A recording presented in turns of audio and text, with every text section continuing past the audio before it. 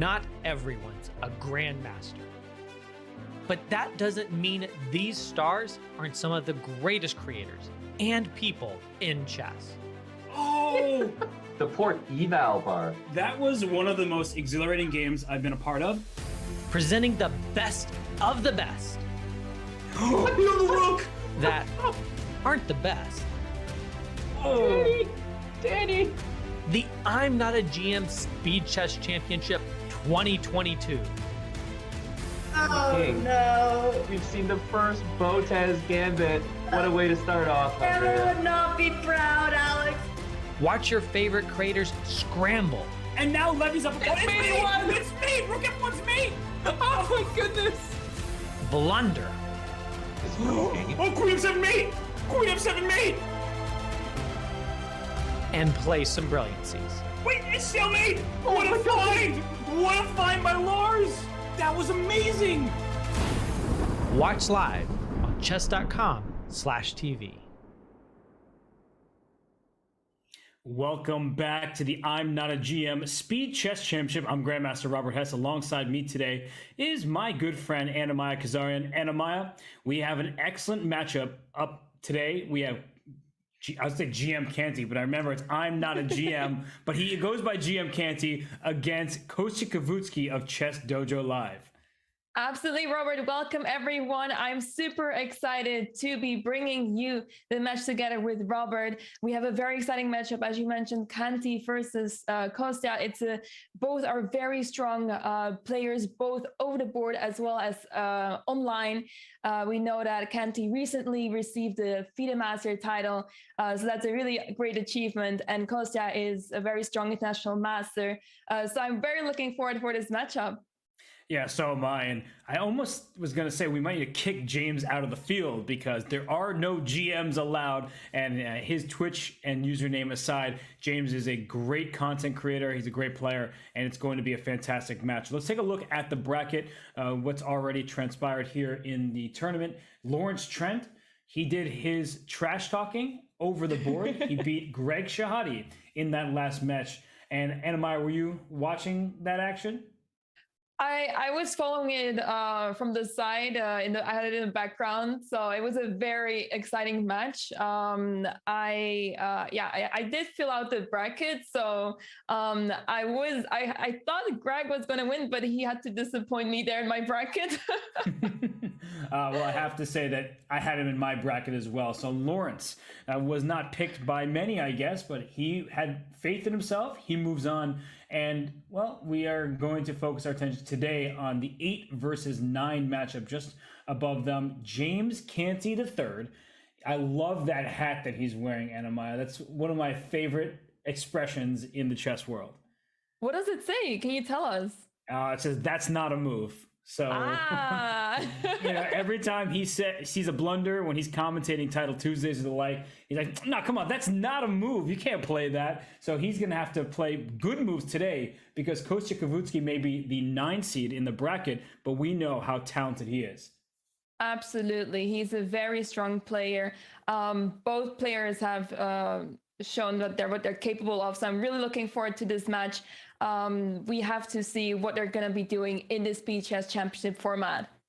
Yes, and we see their insights here where James has played double the amount of online games as has Kostya. Kostya is not a newbie by any stretch, still 4,500 games himself. And Anamaya, as we look at the wins by flag, that's what sticks out to me the most.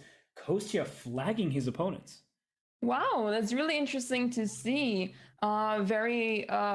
Very cool to see that Kostya has a higher percentage wins by flag, and losses by flag is also lower than Canty. So that might be very interesting, especially later on in the bullet portion of the match. Yeah, and I wouldn't have expected Kostya Kavutskiy to be the speed demon, but his mouse skills are there. And as we see these Smarter Chess stats presented by chessgoals.com, look at those blitz ratings, and I'm at 10 points apart. This is an absolute toss-up. Absolutely, Robert. And we see that, the win probability is also very close. And Smarter Chess is predicting a slight win for Canty, but anything can happen, Robert. We know that.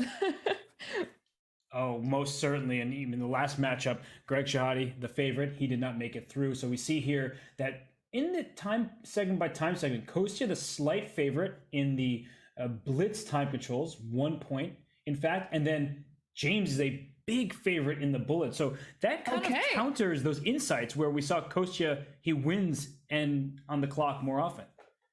Right. It could be that Kostya is could be the better player. He has a higher rating over the board, but Canty is the better online player. So this could be the reason why. And yeah, I'm really curious to see how it's going to turn out in the format today. Right, because there's 75 minutes of the longest time control, 5 minute plus 1 second increment, followed by 45 minutes of 3+1, and last but certainly not least, the all-important bullet section, where the players have 25 minutes to duke it out with just 1 minute on their clock and that increment. So I'm very curious to see how this one unfolds, because Kostya, I think he'll need to rely a little bit more on that increment. He, again, I've not known him to be the most veteran bullet player out there, and Canty, on the other hand, he's playing in every single event. He is as fast as they come. Canty is an absolute demon in bullets. So I'm very curious to see as well how the match will unfold. And as you said, indeed, Kostya will have to rely on the longer time controls at the start. And yeah, the players are getting ready, Robert. So the matches are about to start. And I have the chat open for now. Don't worry, everybody. I'll close that as soon as the games begin. But I see people all confused about James's title. And James Canty, he goes by GM Canty. That's his aspiration. That's his goal in chess. He just became a FIDE master, as Anna-Maya pointed out. So congratulations to him. And Kostya, he's been in IM for a while now. He's written books. He's now releasing courses. We know him as part of Chess Dojo Live. So these are two of the best content creators the chess world has. Absolutely, Robert. And yeah, I'm very curious to see. I want to follow his journey closely to the GM title. I really believe he has it in himself. And I'm really happy to see that he has progressed to the FIDE Master title already. And we can see off screen as our great producer Matt is getting the players set on screen for you all to watch. And James, he's got his workout clothes on. He's ready to play. He's ready to play indeed. And I think he's taking a moment there, gathering himself. We see eyes focused from both players at the moment. And Kostya, he's in his familiar environment. He's calm. He's cool, he's collected, but he can be a beast over the board. He's been playing classical chess again. I know the Dojo channel has been streaming their commentary of his over-the-board events, so it's good to see Kostya and James very active these days.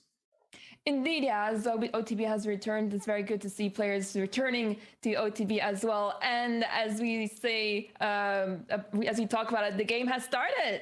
And we see a Jabala London. So Hans Niemann plays a bunch of this, has released a course on it, and he just won his JSCC matchup yesterday. James doing this from the white side. So Anna-Maya, as we look at the opening moves here, how are you feeling about how things are developing? It looks like both players are quite confident, especially James is moving really fast, seems very confident in his opening. And now Kostya is taking his time, trying to figure out where to develop his pieces. Now that James has played d takes c5, I think it's not an unusual move in the position. Yeah, it opens up that bishop on g7. So white is up a pawn, but black has the best minor piece on the board. And a3 was played quickly by James. I think we can sense that he wants to play b4 at some moment to defend this pawn with a little chain here, though that opens that bishop up even more. Right, yeah, you should be really concerned about that bishop on g7. So that's why playing b4 might not happen sometime soon, but it is indeed an idea. And now with the bishop on g4, it's actually really disturbing for white because you want to kick that bishop out of there with h3 typically. But now with the pawn on h4, you're never going to be able to do that. Okay, come on, I can do this. I can do this. Nope, not letting me. But Maybe the next update, Robert. the next patch. So that pawn h4, it also sticks out potentially like a sore thumb with the queen on d8, looking through that knight at that pawn if you ever take on f3. And Kostya commonly played the move e6 because I think many people want to take on f3 and play for e5. But Kostya first defends his pawn on d5, then moves the knight out the way. So Anamaya, that bishop on g7, it remains the best piece. Indeed, Robert. And now with knight d7, he's also putting pressure on the pawn on c5. And James plays bishop d6, a great move, both defending the pawn as well as attacking the rook. That was on f8 earlier. Exactly. And these pieces defend each other. They're nicely placed here, though that pawn on h4 is loose. So black, maybe next move, could play bishop takes f3, and that's why James plays g3. The eval bar, not happy with that decision. Some weak, exposed light squares in front of the king. But Anamaya, that's a very obvious practical choice. Indeed, it's a bit difficult to see here what would be the better approach. Perhaps some move in the center would have been more ideal, like e4, a bit more aggressive. But yeah, it's not so easy to make a better move here than g3. And you see that Kostya makes a casual move a6, taking away the b5 square. That knight could have hopped in, or even the bishop at some moment to pester those knights. So a6 reasonable. White now slightly better. So they're trading off tiny advantages, and it's because the position is not clear at all.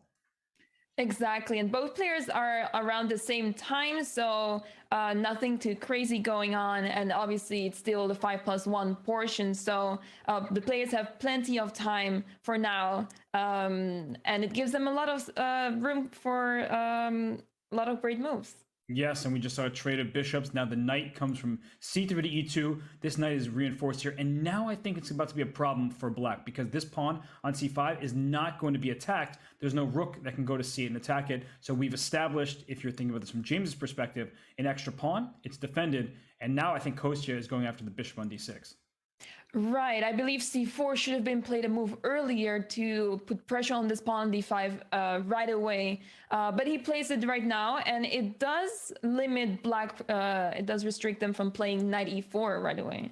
That's a great suggestion by you and a great play by James. He goes queen c2. He can reinforce this bishop with a rook to d1 move. The c4 pawn is not long for this board. So I love James's positions. You were right, Anamaya. He didn't need to play b4. The pawn c5 was already defended. So sometimes we make a strong looking move, but we should have prioritized something else. I don't think James is going to be punished for that decision, but you are absolutely correct.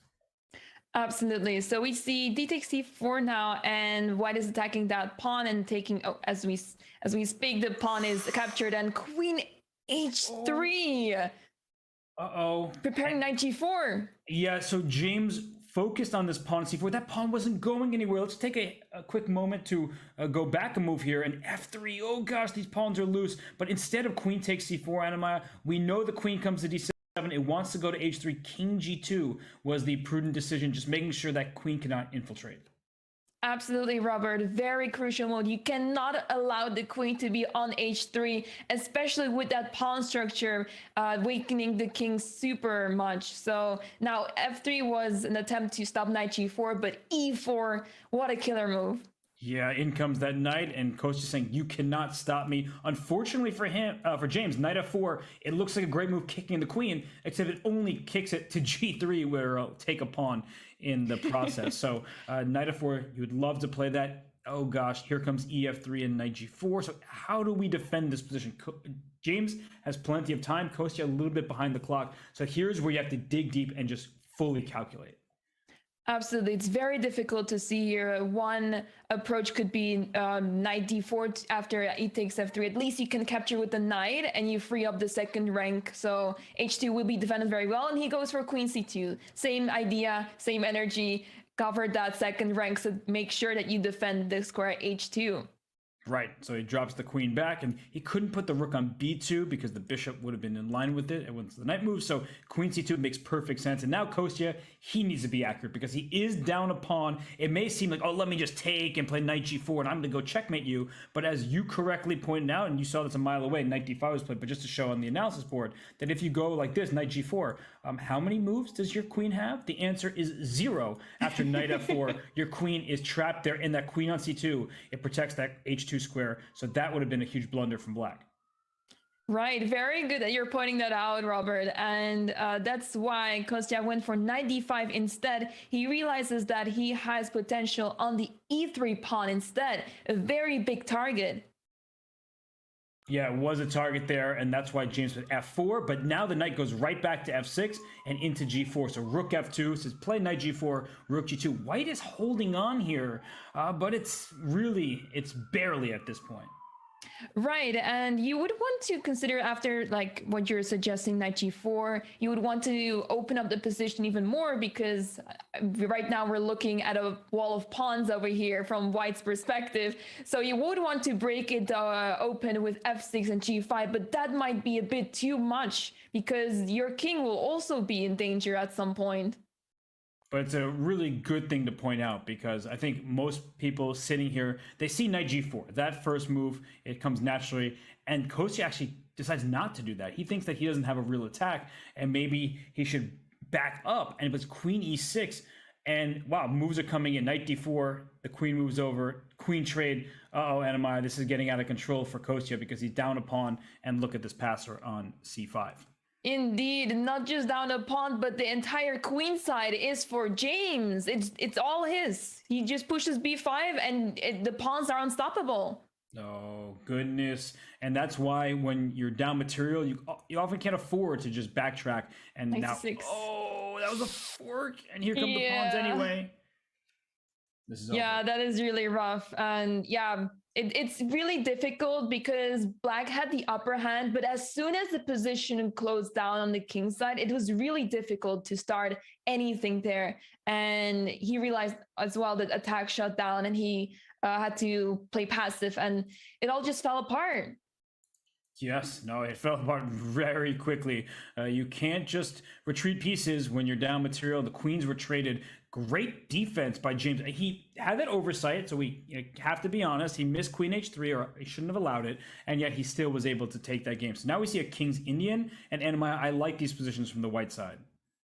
Me too. I do not play this with the black pieces, so that helps a lot as well with that opinion. But yeah, you have a lot of space here with the white pieces. The black pieces, they're able to create some space here and there. But as you can see, the bishop on d7, where is it going?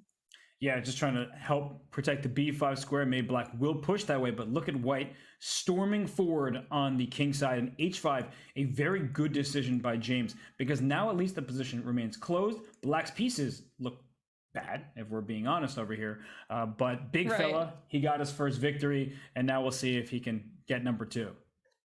Right, and how do you open this position now? Would you want to play f4 at some point, or is that too dangerous? What do you think, Robert? So one of those moves that you want to play because you want to checkmate your opponent, but then you immediately regret because that bishop on g7, that king's Indian bishop is bad because a bad bishop defends a good pawn. So I would not play f4. I would just play strategically around these pieces because they're stuck out of play. Right. I would even consider doing, some sort of bomb cloud here and to spice the position a bit up with king f2. Yeah, it's feasible. I think that coach is also thinking, can I take this knight on c5? Because then I get this, and he does it, I get this protected pass pawn in the center, and it's a move that he probably will regret. We see the eval bar going down, but James has this move f6 at any moment to open this rook up, and white's king, you said maybe a bomb cloud, it's not going to be safe if it castles. In fact, here it will hang a piece. Indeed, and that's the problem in this position after bishop takes c5, as you pointed out. Now it's suddenly very unclear where are the knights going. They don't have proper squares. The knight can go all the way to c4, but first of all, that takes a lot of time. And second of all, black is crushing it with f5, opening up the position, and your king is not going anywhere. Yeah, I have to say I didn't like James with b4 because, as you point out, the knight coming to c4 will be huge for white, but you just don't have time. Look at black going forward here, attacking this pawn in h4. Already, Kostya has to deal with that, and he plays knight f2. He defends it, and maybe he'll get there. Knight e3, castles queenside, and because this pawn's on b4, it's going to be hard to see how black makes an attack over here. Okay, the eval bar is very unhappy by the last few moves, but as we're seeing, we see long castle. Wow, I did not expect that one. Now, let's go back a moment here because the eval bar was heavily in white's favor, and you may think castling queenside seemed like a very logical move. The problem in black's position is this g6 pawn. So yes, black is going to win h4, but let's target this pawn on g6. How are you going to defend it? If you have to move your queen over, I have moves like knight f5. So white actually just jumps into the attack, and black is not ready to meet this pressure down the g file. So instead, we saw castles, bishop h4, rook g1. I can't complain about this. Bishop g5. And now the problem for white is look at this pin, and now here comes pawns. Yeah, it's kind of crazy to see that there's so much pressure on both kings, basically. Both sides are having some issues, but well, with b3, the position, the pawns are kind of loose over there on the queen side.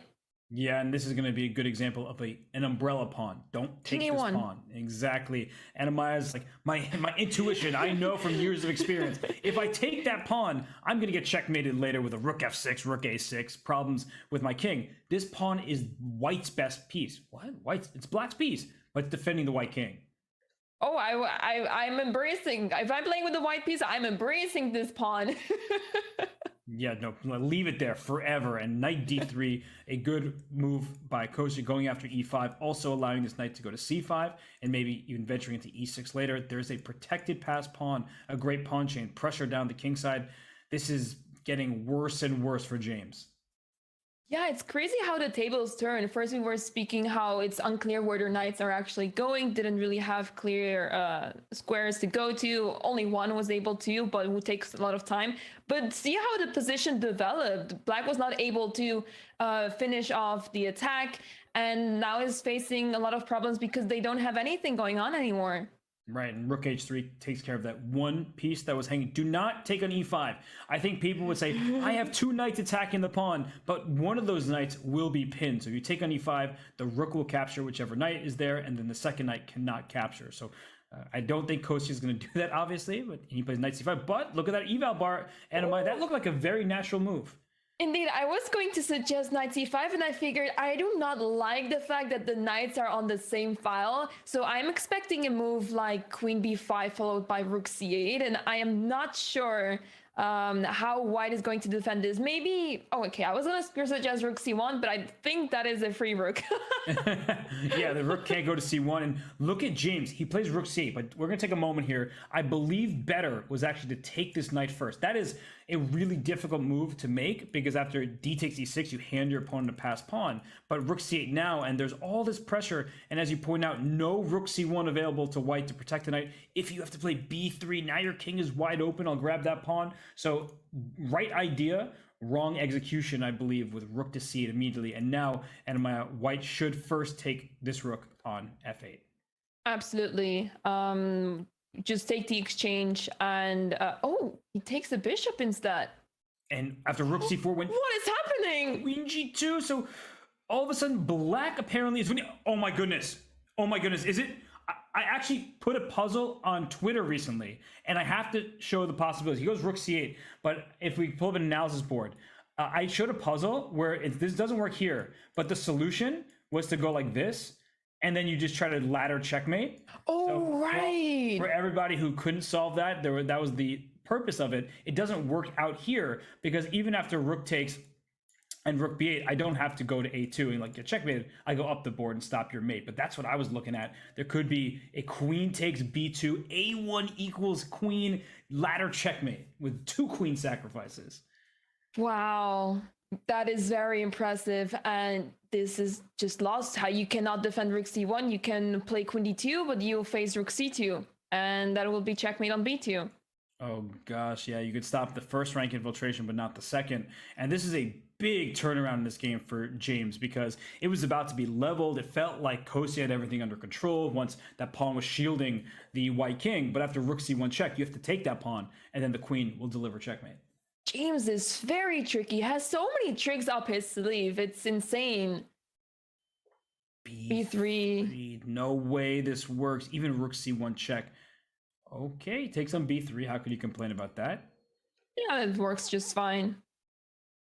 And I think... And yeah, diagonal is open. Okay, queen b2 makes sense, but it should not be enough. Almost anything wins it. Queen e3 maybe even. just so you can play rook c1, yeah, and go for the attack. You could probably even just take the knight. yeah, no, oh, it's the rook's under attack. I thought you were playing for rook c1. You're just trying to take everything. Yeah. I see hanging pieces. I take them. I would love to see a1, but that's a free piece. Can't take the knight because then a1 is in fact checkmate, and now it's a win easily for James, and Kostya resigns. I take back. I don't like the pawn a2 anymore.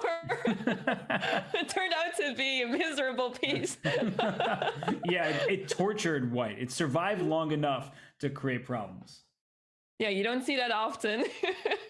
Wow, and we had a Smith-Moore gambit that turned into an Alapin. And I think we should note, Anamaya, that James, he played a queen's pawn opening in the first game, and now he's playing with the king's pawn. Interesting. Very cool that you pointed that out. Perhaps it is somewhat of his preparations. He's trying to play many different lines. And yeah, very curious to hear what his, like, if he had some preparations made for this match specifically. His openings have looked good. His time management has been stellar. He has more time than he started with. And okay, I think he's playing a little bit too quickly because he doesn't need to rush. He's got 5 minutes on the clock. But I think putting Kostya in time trouble is a big part of his plan.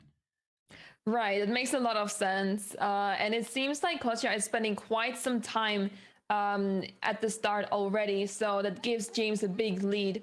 And yeah, he's capable of pulling off those tricks. He is very sharp and tactical. So yeah, that benefits him a lot for sure. And Kostya castles, which you have to look out, I was going to say for bishop takes h7, sacrifice, but now queen e4 was very clear, g6 to block it. And white is better because of this pawn e5. But Anamaya, how many positions have we seen that start off really nicely for white, where the queens come off the board and then e5 turns from a strength into a weakness? Yeah, indeed. We see that very often, especially with the queens off the board. It becomes a huge weakness. So yeah, we see now knight a5. It wants to go to c4, but black is struggling a little bit with the development. I'm expecting queen c7 now to free the queen and not be on the same file as the rook on d1. Yeah, rooks usually win that showdown. I mean, c3 is loose, so I think Kostya is considering, can I get away with rook takes c3? And it's a pawn on the queen side, and a second one may fall as well. So will white be able to go and attack on the king side with an h4, h5? There are often ideas where you play queen f4 and then knight g5, trying to go after f7 and force black to get rid of this dark square bishop, which you cannot afford. You cannot give up this dark square bishop, or your king will get checkmated. Right, indeed, Robert. And he plays queen c7, very logical move. He does not want to deal with the rook on d1. And James responds with your plan, queen f4. This is a problem. Knight g5 threatens f7. You'd have to play rook f8 and give up in exchange, because there's no way you're surviving by giving up this dark square bishop. So Kostya, his work is cut out for him right now. I don't see a clear idea for him. Right, yeah, I think he just needs to survive this and try to get the queens off the board, because as soon as the queens are off the board, he has a better position, because white's pawn structure is not the greatest. That's right. And unfortunately for him, where can he even offer a queen trade? Don't see it. There's no way in over here. So James very direct with his plan. And maybe Kostya needs to play rook e to d8 and bishop to e8, but that is very passive. Very passive, but I believe it's the only way to deal with this position and just see how the position develops and perhaps counter whenever it's possible. And he goes knight c4. The piece is hanging, rook takes d7 in the end. He went for the queen trade, Anamaya, but unfortunately, there's not even pieces at the end of the line. You cannot make this mistake. Oh, that hurts a lot.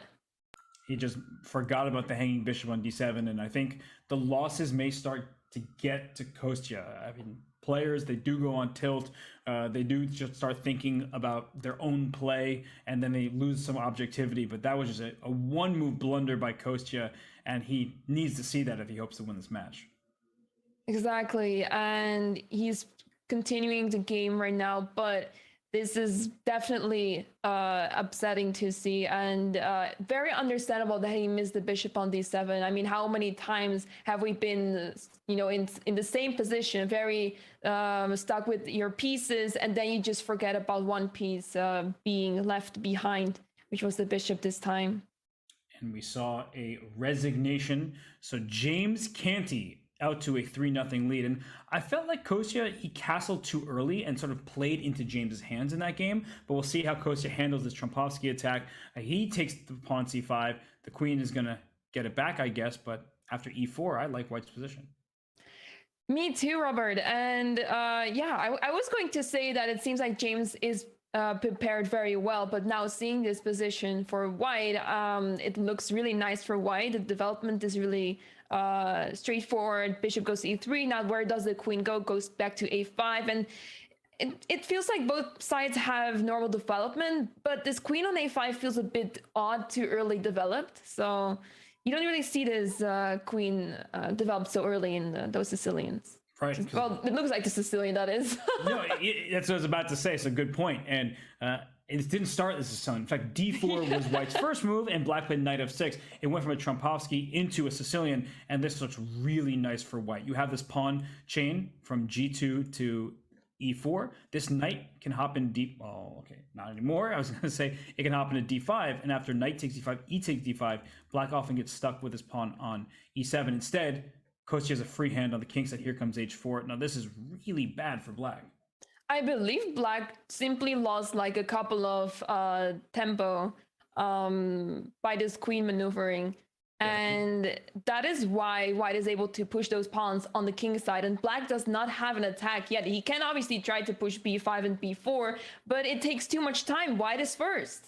Right, g5 is about to happen, and f4 as well, because the g4 pawn is defended by both this bishop and the rook. And after this trade here, oh gosh, there also was e5 available because there's these tactics down the d file. But knight h5, Anamaya, this doesn't look good. Even I'm going rook h1, inducing g6, but that doesn't end the game. So he starts with g6 and maybe next with rook h1.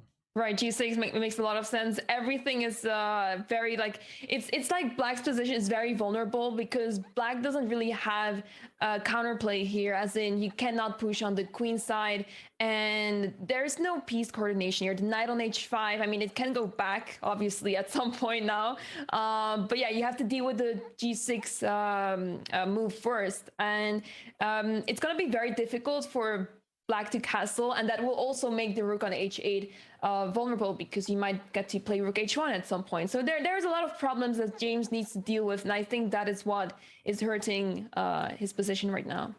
Yeah, even finding an individual move at this moment. Bishop f6, not possible. You hang the d6 pawn, then your king is in big trouble. So knight f6, I'm going to take on f7, maybe swing my queen to g2 and checkmate you down the g file. Ooh, this is as unpleasant. He takes on g6. I guess he's making the most out of a bad position. But Anamaya, I mean, even queen g2, so you can take on g6 with the queen, and then this king on e8 is not very happy. Right, we do not take with the rook, we take with the queen, so we have more pressure in the position, and we want to play rook h1 at some point to put pressure down the h file. And I'm expecting to see the knight on b3 also being involved in the attack, going to d4 to put pressure on that pawn on e6. There's a lot of possibilities here for White, and he decides to go for bishop g5, trying to trade off this one defender of the king. Yeah, and if knight f6, there's no e5 that I mentioned earlier, because after e5, let's say Black takes, you'll see this bishop on d7 is under attack by two pieces, and the knight will be on f6 defending it, but then White will be able to take. So e5 here is just crushing. E5 is winning, and that's the problem here, right? So, he takes on f6. He missed e5. Wow. Okay, this has been a shocking last few moves, and I understand why he did it. It looks like Black's pawn structure is bad, Black's king is in trouble, but queen c7, a great response by James Canty. He wants to get these queens off the board desperately, and then if anyone's better, it will be Black.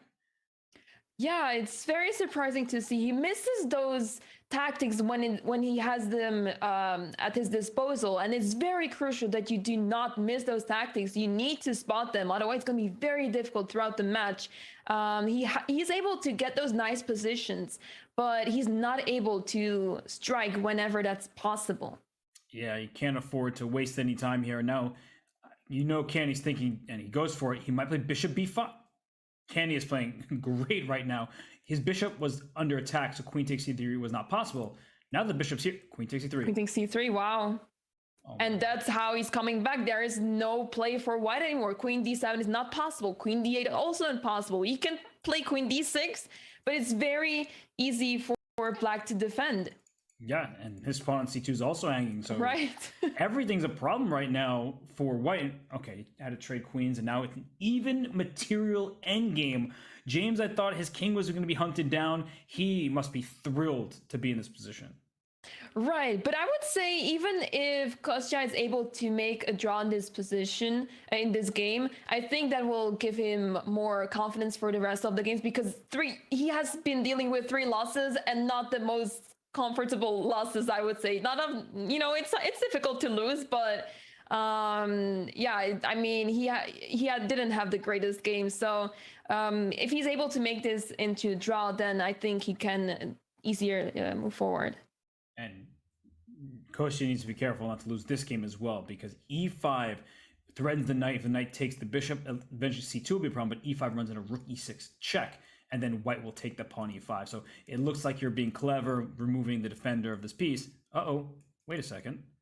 Oh, that drops the pawn. I mean, both pawns were hanging. Yeah, I said nothing. Nobody blame me. Don't tell James. Not my fault.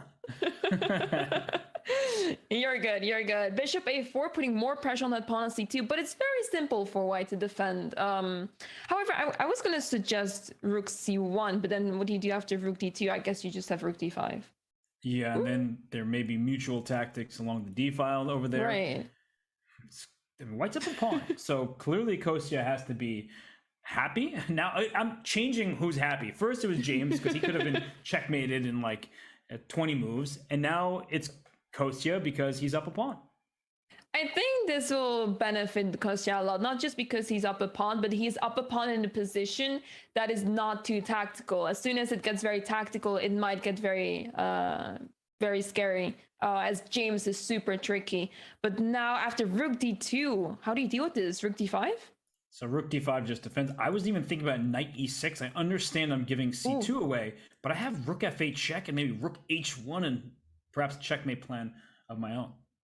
That looks like it should be a checkmate pattern, and he goes for the very safe and calm knight b3 instead. But this might not be enough to convert the position, especially now that the f3 pawn drops, and it's well, you can still play rook f3 to put more pressure on that pawn. But yeah, now with 2 versus 2 rooks, it's going to be very difficult to make progress.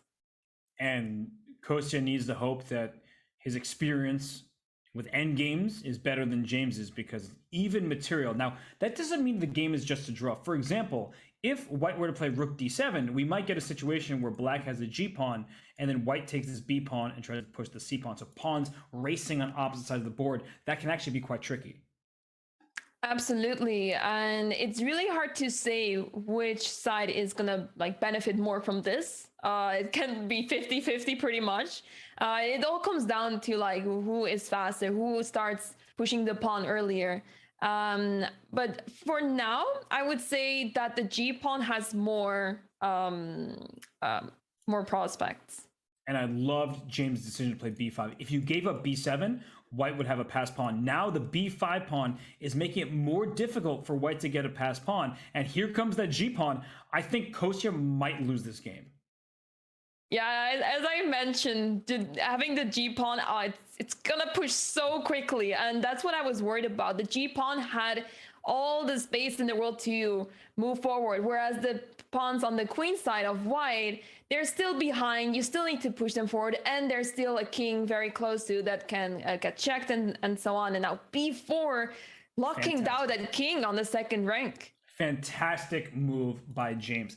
Kostya was undoubtedly expecting a pawn trade. Look at the evaluation, goes to even. He missed the move b4. James did not. And the reason it's so strong is you're leaving pawns on the queen side. So let's say white has to give up this rook for this pawn when it starts to promote. Then black still has a pawn over here, and white's king doesn't just get up the board to help white's pawn promote, and then we return the favor. So James Canty right now is on fire. We say, oh wow, that was not the move. no, that's not a move. And I was just saying how he was on fire, and then he made the wrong move. James, I'm sorry. I'm sorry, James. You're forgiven, Robert. It made so much sense to give the check there to capture the pawn on b3. But the problem is that this pawn is also pushing forward the c pawn.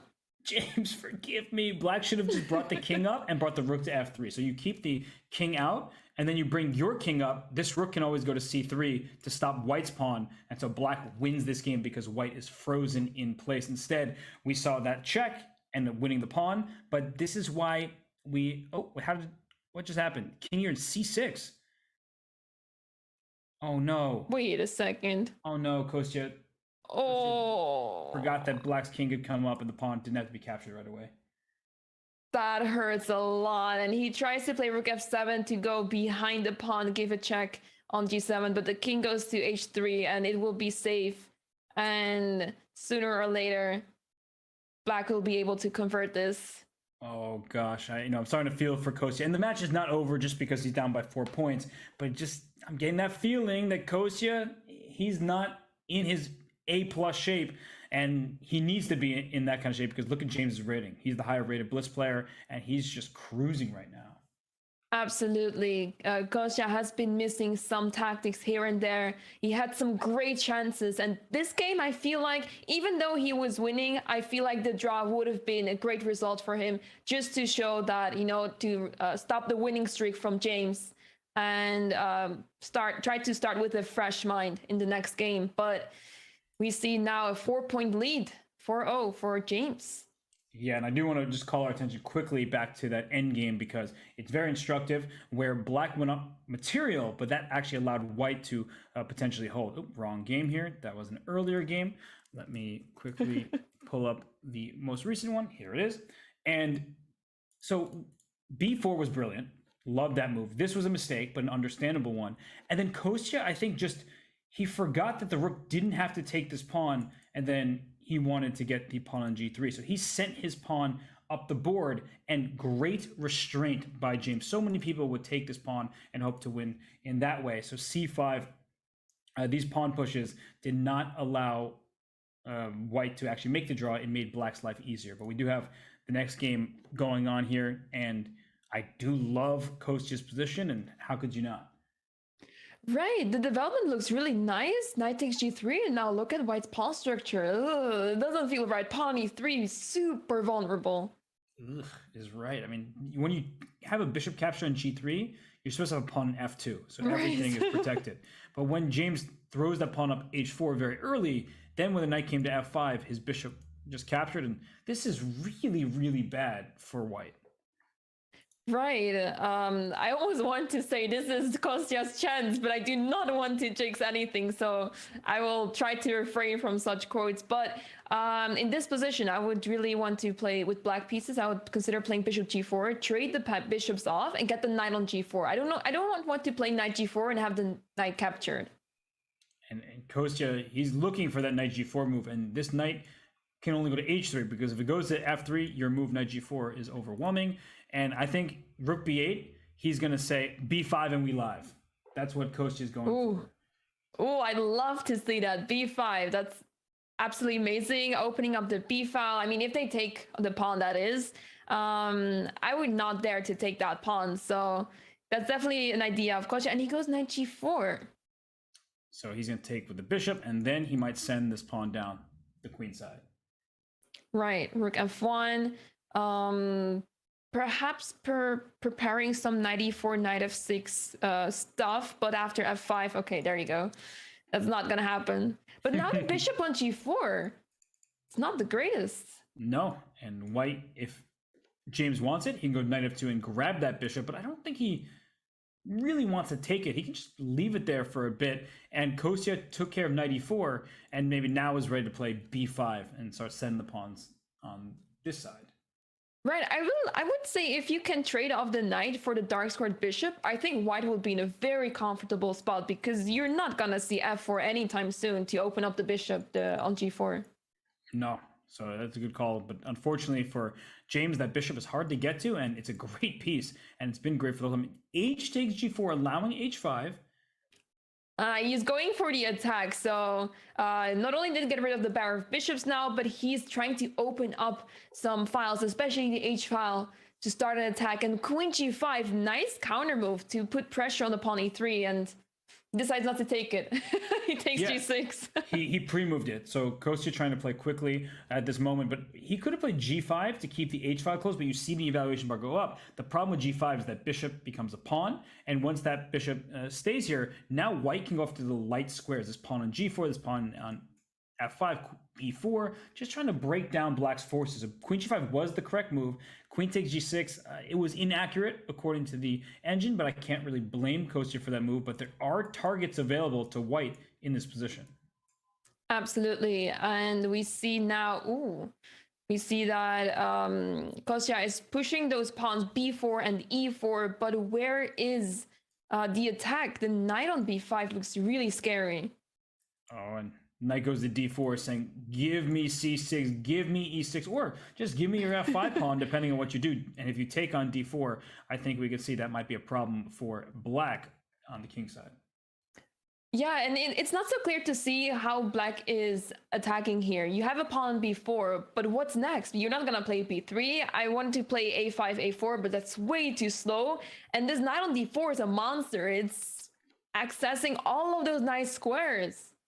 This is horrible for Kostya. It went from great to horrible in just a few moves. And as soon as that h5 pawn took on g6, f5 became a target. White suddenly got some attacking chances. And now it's up to James to convert this position. I think it's very, very magical to see James. Like, you still see like the damage from the pawn structure that he created at the start of the game. And it's just magical to see how he's able to recover from this and turn it into an advantage for him. It's mind-blowing. Yeah. And he just says, I'm going to take a pawn. Now I'm hitting a5, putting pressure on d6. I think black should now take on d4 because white has to take with a pawn that establishes a protected passed pawn. And most importantly, doesn't allow queen to d4 to threaten checkmate on h8. So I think bishop takes d4 as the start. Maybe he'll play it next, but black's pawns are in such danger here.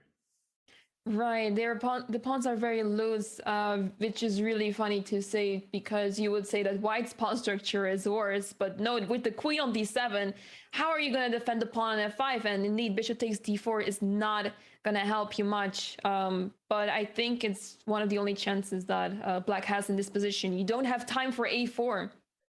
And now he plays bishop takes d4. He might play rook f8 back, but it's very clear that he should have done that to start with because rook c8 only helped this queen and maybe even queen e6 check, forcing the queens off the board. And if you take, perhaps white gets the next pawn to protect it. I don't think I would necessarily play queen to e6. Whose king is safer? White's king. So let's keep the queens on the board.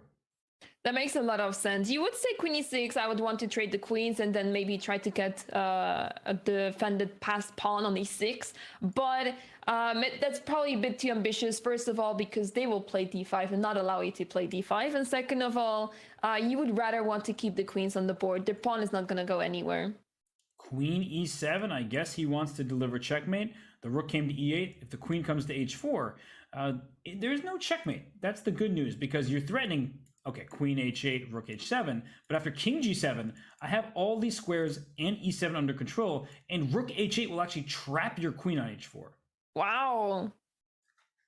That's pretty wild. And we see now queen c7 goes back to c7, and now this pawn e3. I was going to say this pawn might be dangerous. Yeah.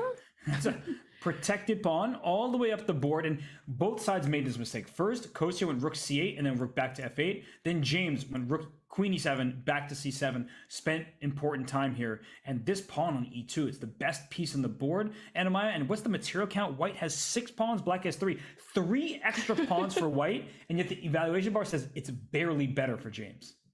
Indeed, and that goes to show how powerful this pawn on e2 is. You can have as many pawns as you want, but if you're not able to stop this pawn, if this pawn is causing all the trouble and your pawns are not going anywhere just yet, it's going to be very difficult, especially because the pawns that James is up are on the queen side, covering the king. So they're not going to move anytime soon. And Kostya went rook f8, and that was a mistake, apparently. I was thinking queen e4, trying to take this rook on h1, because there could be back rank problems for white there, and a lot of white's position is loose, but queen e2 is a great move by James Canty. If the rook moves from f2, down goes e2. At some point, this queen could swing into the attack and deliver a checkmate. Oh, he goes for rook g2. He's allowing... what happens after rook takes e2? Is he just giving up that pawn, or does he have something in mind? Maybe he's going for the g3 pawn now. Okay, but if that's what you're going for, you're clearly in a lost position. I think he may have seen nothing better with that e2 pawn being loose, and he did have a threat of rook to f1, because if that rook were taken, then the pawn takes, and this queen was loose on d2. But rook takes e2 solves all of white's problems, and then some. This is over. This is about to be 5-0, Anamaya, and I don't think anyone saw this coming. Absolutely, Robert. I don't think anyone saw this coming, and honestly, it's really hurting to see Kostya suffer so much. I mean, he has the nice positions. He is getting those good positions. He has those advantage, but he's not able to keep the advantage. James is just too tricky, and you really need to stay sharp throughout the entire game to get that full point against James. For sure. And there have been moments where James plays a little bit too quickly, and it could come back to hurt him in future games. But for now, it's been all James Canty. Queen f1 check. You just have to watch out for your back rank. Thankfully, your rook can always slide back. So d5 is hanging. You can create some love for your king. If queen takes d5, okay, your king on g8 isn't very happy. Right, and it's not looking great here for black. Black tries rook h3, but this pawn on g4 is not going anywhere. No, it's not. And rook h3, rook g1, and oh gosh, it's done. How many extra pawns? Still 2 extra pawns for white. You could send this pawn to the board. I would take care of business on the king side first, and that's why James plays rook to e3. Absolutely, Robert. And we just got rated by Anna Rudolph. Anna Chess, thank you so much, Anna Rudolph. Welcome, everyone. Hope you guys are doing great. Very happy to see you all in the chat. We are watching sometimes closely. I don't know who the we in that sentence is, because I'm definitely not watching the chat closely. I am watching Come on. James Canty's 5-0 lead closely, because this game is over. Right, Robert. The pawn is not going anywhere from g3. And yeah, that's it. There's room for a blunder, though. Rook takes g3 is a big mistake, and that's why I played rook h1. Great understanding by James. I'm going to show this very quickly. Rook g3, queen g3. There's rook f1 check, distracting this rook away, and you lose your queen. And if you don't, and you move your king, you lose this rook on g1. But instead, we see quick moves and a resignation. And this game's going to be canceled, though, because they're at their halfway point. Right. Oh, no halfway point. They're going straight through. I forgot we made that change happen. It's a new change, Robert. Wow. I mean, it's so confusing. The JCC, there was a halfway point yesterday, and then the IMSCC, no halfway point, but that's just straight through. The players don't get any break, and that's really bad news for Kostya. He could use a break right about now. Absolutely. I mean, the real winner is the viewer here, because we do not have a break. We go straight into the next game, and yeah, we just finished the entire 5+1 portion right off the bat. Oh gosh, man. I'm scared for Kostya. In this game, I might be scared for James's king because of these pawns that are looming on d and e5. Black has the bishop pair, but look at this. Not a single piece developed. I've never seen a pawn structure like this. It's like you have four, like you have four in a row, but they're not the same. You never see this. No. And e6. Okay, this king on e8 is not going to be staying on e8 very long. I feel like there's got to be some problem for black, and maybe the king will have to run to the queen side, but that also looks bad. Oh, you do not want to do that. But yeah, it seems like Kostya is definitely putting some pressure here. You probably have to let go of this pawn on e6, or either decide to push it to e5, because you cannot allow the bishop, the diagonal of the bishop open up from c4. So with bishop g7, so he's accepting that the pawn will be captured on e6, but then indeed bishop takes b2 is a threat. So that's something that Kostya first needs to deal with. Although sometimes you can send it, right? Take my pawn, I'll get my pawn on e6. Your king on e8 has no defenders. I don't know if he can get away with it here. So if he's feeling a little scared, he can bring his knight out to c3. I'm liking the look at him. He does it. He takes. Wow. I love seeing that. I love seeing that from Kostya. He goes for it. And James went for knight c6 right away. It's really interesting to see. They both realize so quickly that bishop takes b2 is not it until now. Is it now? I think no, queen takes c6 is the threat. Yeah, so maybe just start with bishop b7. I think Kostya is going checkmate hunting. He wants to go queen takes f5 and either queen f7 or queen g6 mate. The good news for James, because that looks very scary, is he can throw in queen a5 check even now, and that gives his king room to run, and then he defends his knight on c6. And so I think that white doesn't have a legitimate checkmating attack, in which case this pawn on b2 and the bishop pair are good for black.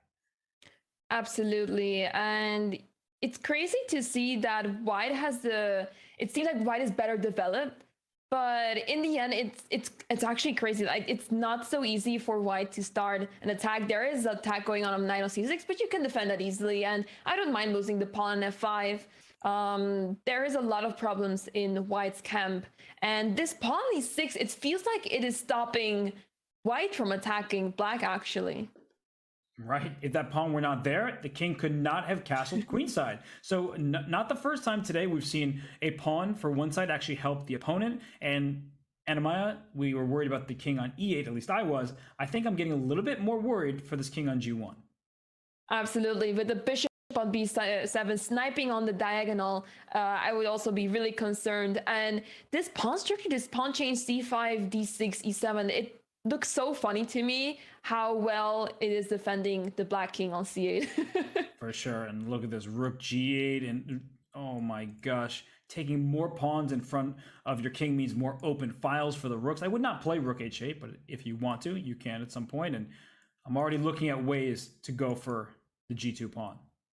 Indeed. If it wasn't for the bishop on b7, the Kostya would have been fine. But with that bishop on b7, that bishop is going to make the difference in this game. There's so much pressure on this pawn on g2, not in this very position, but the rook on g8 is right looking at it. The bishop is right looking at it. And sooner or later, the tactics will arise in the position. Now with knight e5 on the board, there is pressure on the f3 knight. So that is something that needs to be dealt with first. And the knight came to e5, so that if the knight went to d4, there was bishop to d5 ideas. Queen and defending that square, trading off this bishop would be huge for white. Now it's unavailable. If you take on e5 after bishop takes e5, oh goodness, this is... The knight on d2 is also hanging. Everything is falling apart in the position. Bishop e2, good move. I want to play queen takes d2, but I'm only just realizing that I can't go rook takes g2 because there's bishop in the way. So and that's why bishop h8 is being played, and queen takes d2 will be in a position every time until you decide to defend it. I think this is the time to defend it. Can you defend it with rook a d1? Yeah, though I think maybe rook f d1 just to clear some space for the king might be the better option here. Normally we bring our rooks to the center, but I think the king needs some space. That makes a lot of sense. You do not want to go to h1 if the rook captures on g2.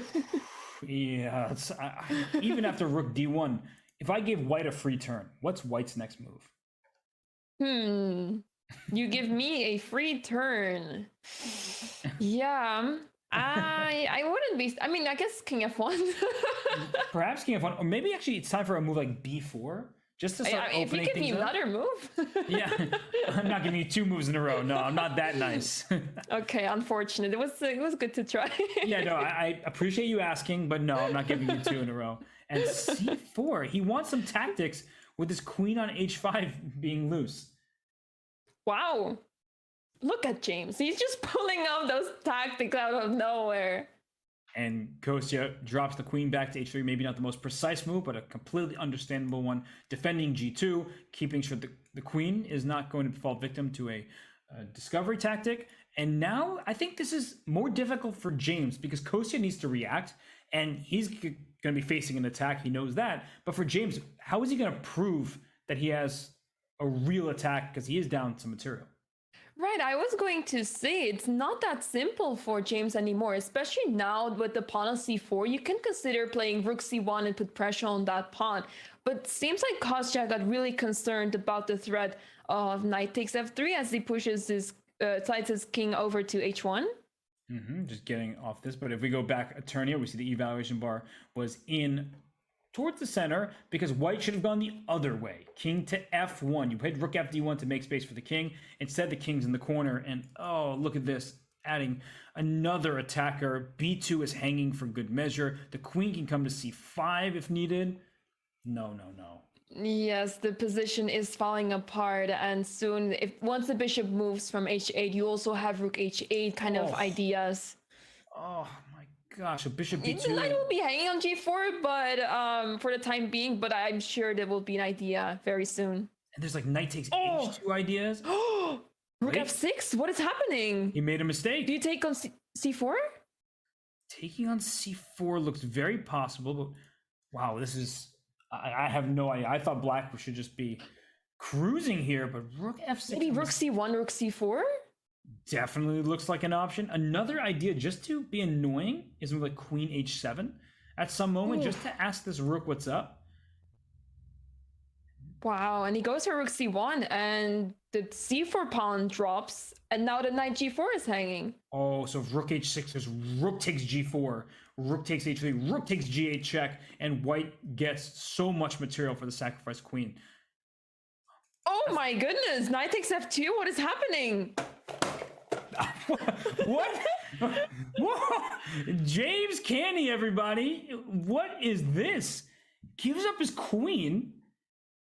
What? And what is happening? You can just... I mean, if you play bishop f3, the idea is rook takes d2, but you don't have back rank anymore. No, because and then rook b4, and all of a sudden white's going to checkmate black. Even rook b4 here might be the most accurate. I think there's rook g4 and said that's great. Works too. Everything's loose. There's no back rank checkmate, and he's covering g2. And how much material is white up? A queen for a rook, and it's 2 extra pawns for white as well. Wow, this is absolutely insane.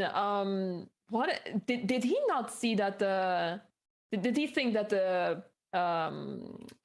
queen was not under attack? Did he completely miss that? No, I think he just went for it. He was like, I'm just going for the cool tactics. He's believing in himself, but that's not going to work. So rook f8, f1 is covered by 2 pieces. So that means queen d3 now covered by 3. No back rank checkmate. G2 is defended. White's just up a queen for a rook. You know, I would say here that Kostya is going to, take the point here. But I am still so afraid of James pulling off the miracle. I have seen him do crazy things, and it's not over yet, right? Like, of course, white is up material and everything, but where is the king going from h1? You're in trouble. Yeah, there's a surprising amount of attacking resources available to black. And all right, f1 is defended, g2 is defended, but white needs moves as well. We can't just sit and do nothing. Rook b4 is possible. I would be tempted to get rid of this bishop, and he goes for it. Right. Yeah, now there's nothing going on regarding the pawn on g2.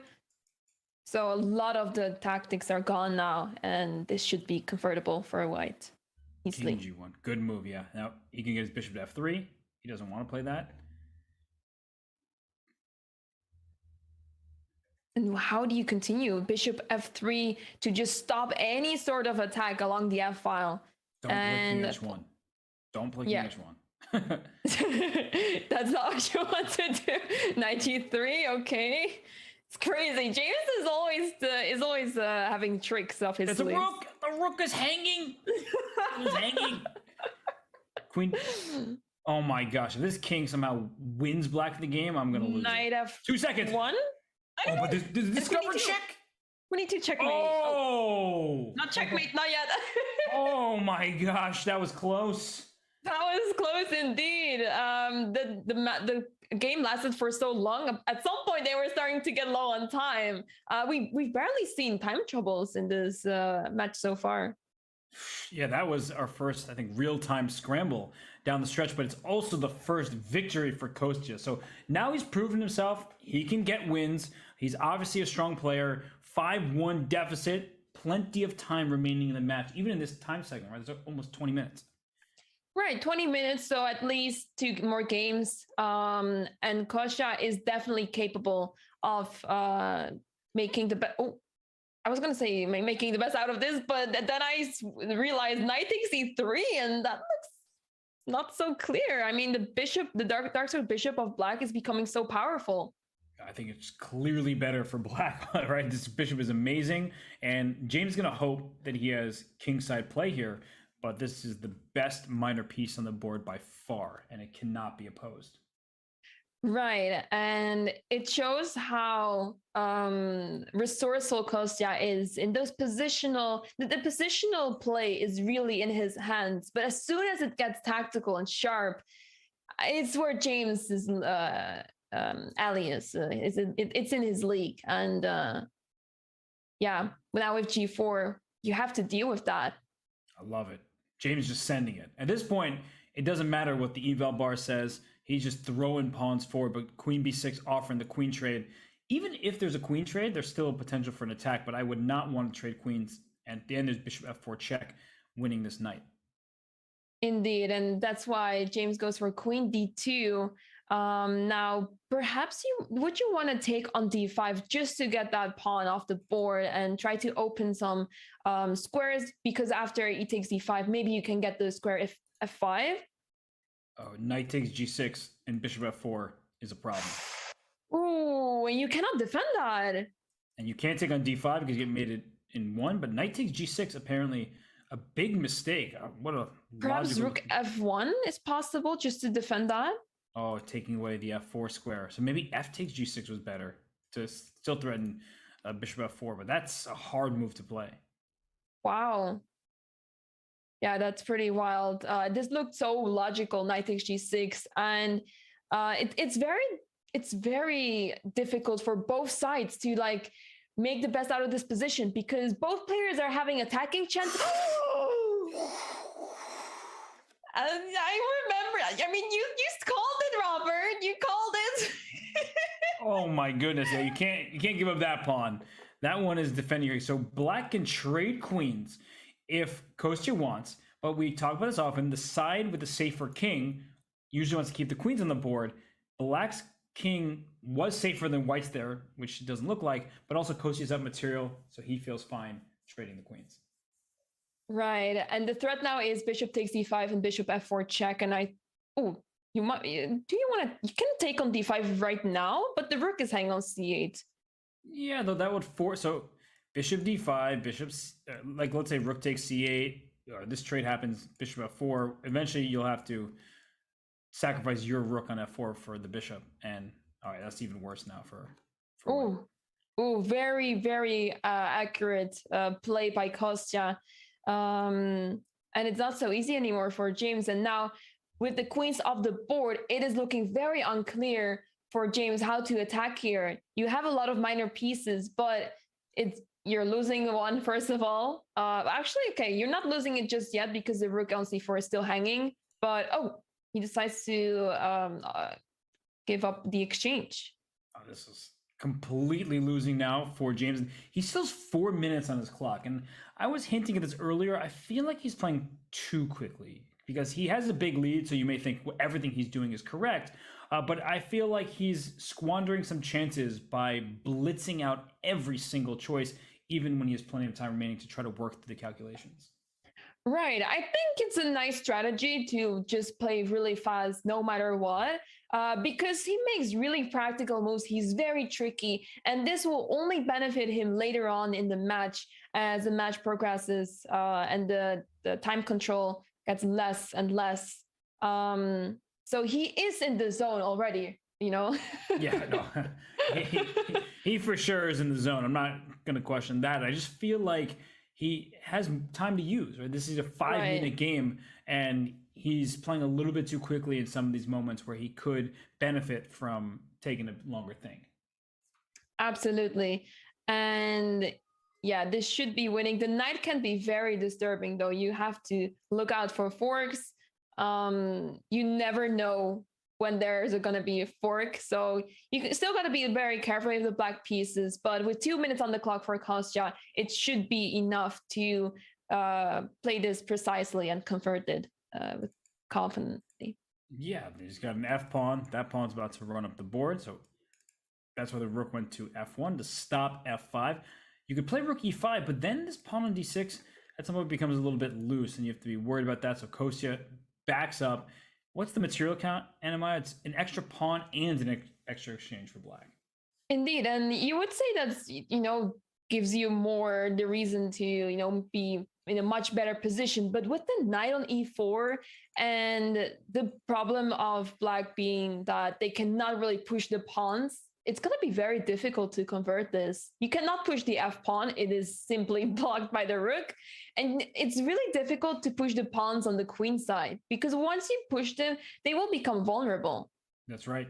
And Kostya missed an opportunity. If your knight, rook F6 trades the rooks, and the game just ends on the spot. And now he finds it the second time around, and the rook has nowhere to go. The pawn covers, which means the rooks come off the board, and there go all of white's chances. Yeah, this should be another win for Kostya. This is very difficult to lose, I would say. So, yeah, very neat game from Kostya. And he's up a rook and a pawn for a knight, which means he can even take the knight with his rook and win the king and pawn in game. He'll go king back to E7. Just go rook A3. I like that move. Just kick this knight. Mm-hmm. I like that too. Rook A3, and he's gonna push the pawn on F5. He's gonna make it to the queen. Yeah, it's a passer. Why not? As long as he doesn't blunder a fork. It's pretty hard to blunder a fork when your king and rook are so far apart. Right. And that's exactly what Kostya is trying to do here. I mean, with the rook on A1, he is sure that this rook is not going anywhere. And now there are two different passed pawns. A2, the rook moves away, and then A1 equals queen. And that should be that.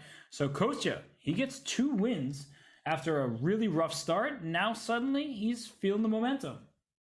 Yeah, and this could turn the match at least to make it a close one, because a 5-2 lead is still a lot. It's a 3-point difference, and we've seen how powerful James is in both the speed and the practical play. He sees all the tactics. He's very fast, and this will benefit him a lot in the shorter time controls.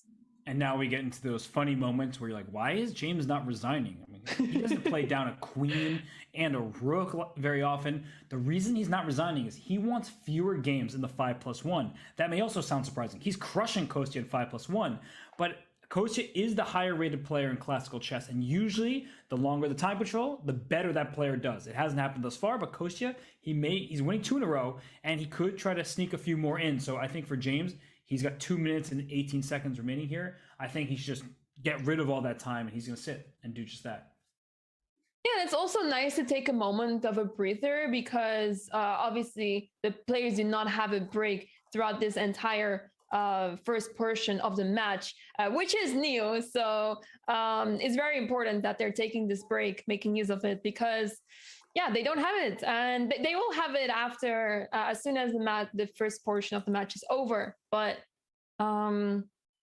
it's very good that they're taking this moment, and it's quite hectic. It's quite hectic to play so many games, one by one in a row. So yeah, no, and James is doing the right thing here. I know some people are like, wait, what's happening? Are they frozen? No, it's this, that. James is just he's resigned. Right? The game's over. It's mate in 3. You can see that on the eval bar. He is ready to have this game end, but he's just gathering himself because he started off with a bang. He was 5-0, crushing it. Now, after you lose 2 games, Anima, we know how this feels when you feel like invincible.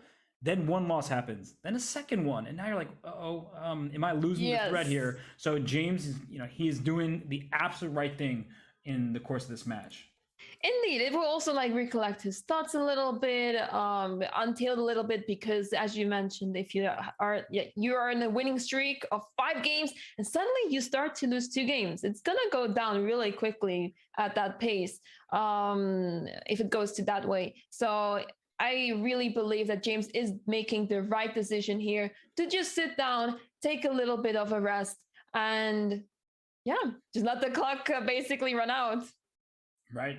And this guarantees more or less that there's only going to be one more game in the 5+1, because when he started stalling, there was over 10 minutes. So if that game, even if it went down to the wire, there still might have been enough time for 2 games.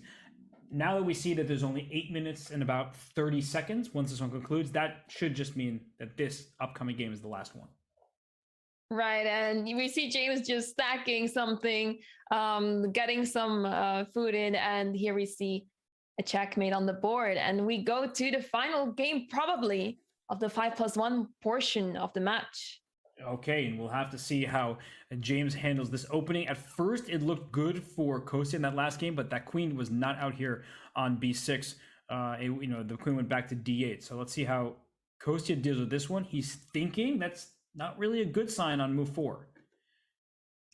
Indeed, we've noticed this quite often. James has a lot of opening lines up his sleeves, and Kostya is often the one spending quite some time in the opening. He has had great positions. He has had positions where he was better. He was able to play very quickly because he knew what was going on. But it's those sidelines that James knows that Kostya is not too familiar with. So that also will probably play a role as we go on to the shorter time controls very soon. In this game, I would say is not very damaging. So yeah, it's not a big deal to be down 30 seconds as long as you have enough time on your clock. For sure. And I would say the biggest thing that Black has, in this case James, is this bishop on g7. It's the only dark square bishop on the board. That's a long-term advantage for Black. Now, what White has going for him is there's no b5. The a4 pawn, teaming up the knight and the bishop, cover that square, has the most advanced piece on the board, this pawn on d5.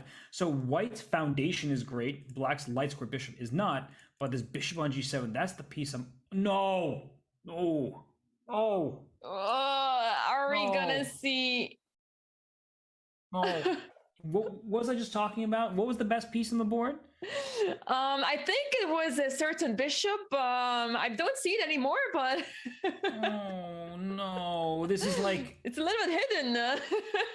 It's so sad. Look at that bishop. Okay, I'm gonna go back a couple moves, and before the move e5 was played. Look at this diagonal, all right? This is a battery, not that it's going to lead to checkmate, but there is a wonderful bishop and a queen all the way over here looking great. I think that James I don't know what he was worried about, e5 potentially, but he plays it himself, and that bishop turns from the best piece on the board to the worst piece in one turn. I think he was just trying to transpose to a King's Indian setup where the pawn e5 is there and you cannot do anything about it. But it's a similar setup where Black's idea is simply to push all the pawns on the side and try to checkmate the opponent. And on the other hand, White has access to the square on b6, and Black has to deal with the queen. Now, queen goes to e7, and it is able to go to the king side for an attack. How does White deal with this? Do we play g3 here? Rook a3. Rook a3 is not bad. I definitely would have played g3, and I thought that was his point, because knight b6 kicked the queen away from the h3 pawn, so that allowed him to play g3. Instead, he lifts the rook, which I don't mind at all. That rook could even join the attack via g3, though. Look at black's rook attack on e4. I think Kostya made a big mistake allowing this pawn to go to f3, and the bishop no longer is that bad of a piece. Right, and queen e2 now has been played, defending the pawn on e4.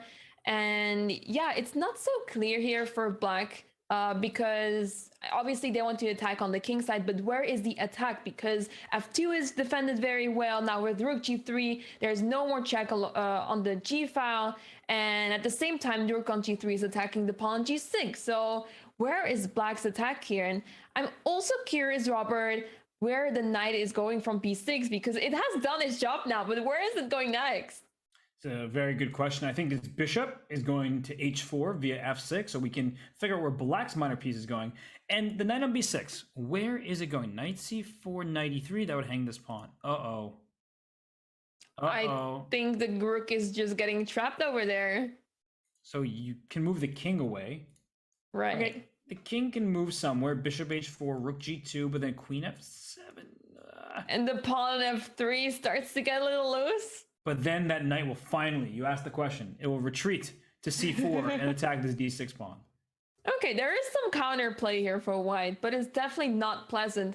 With this bishop on h4 sniping on this little small diagonal, but it's doing a lot of damage because the rooks cannot go to g3 or f2. So that is definitely causing a lot of trouble, and that will hurt in the long run.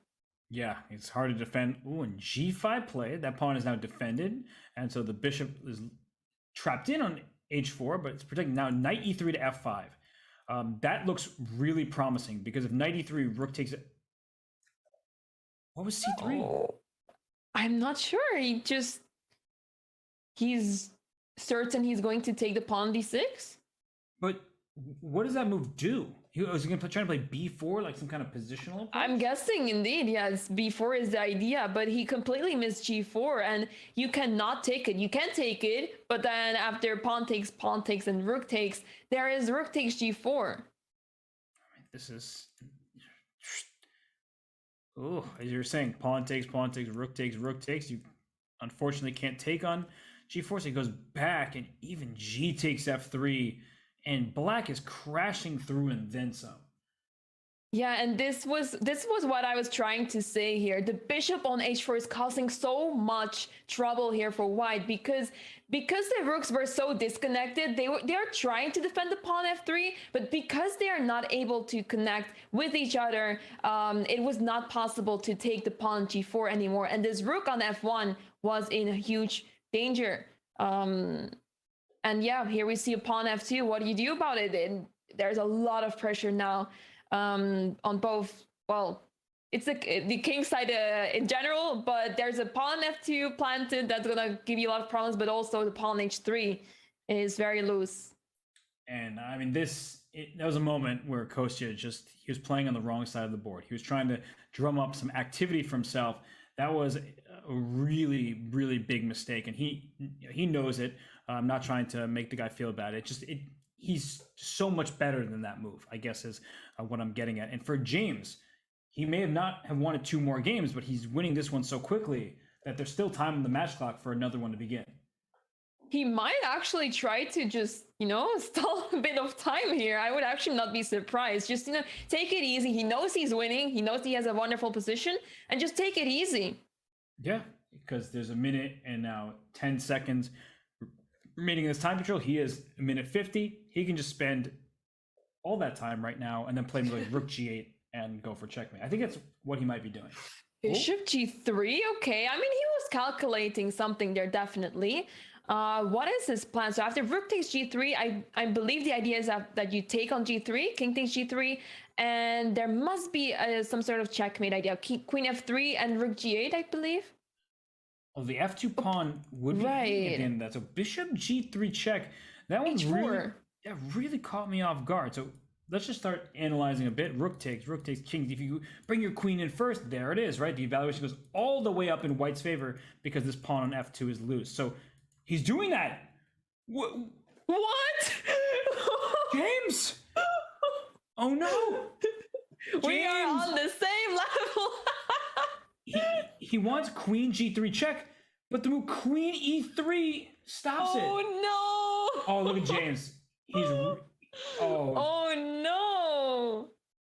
oh, hang in there, big fella. No, that was a huge mistake. He just forgot about queen e3 because queen g3 check leads to checkmate over here. I guess there's also queen g5 if you want to play that way, but queen e3, no attack for you. Now you're down a piece. He got too fancy there. Indeed, yeah, bishop g3 was not necessary, but the execution, it made so much sense, but he just missed queen e3. There was so much happening here. Queen g3 was a threat. You might want to play rook g8, put pressure on the g file and threaten in 3 different checkmates, but queen e3 is covering it all. And now black can only shuffle back and forth, right? If you keep giving black the turn, there are no other moves. If you move your queen off the f file, you'll lose this pawn f2. So here comes the knight.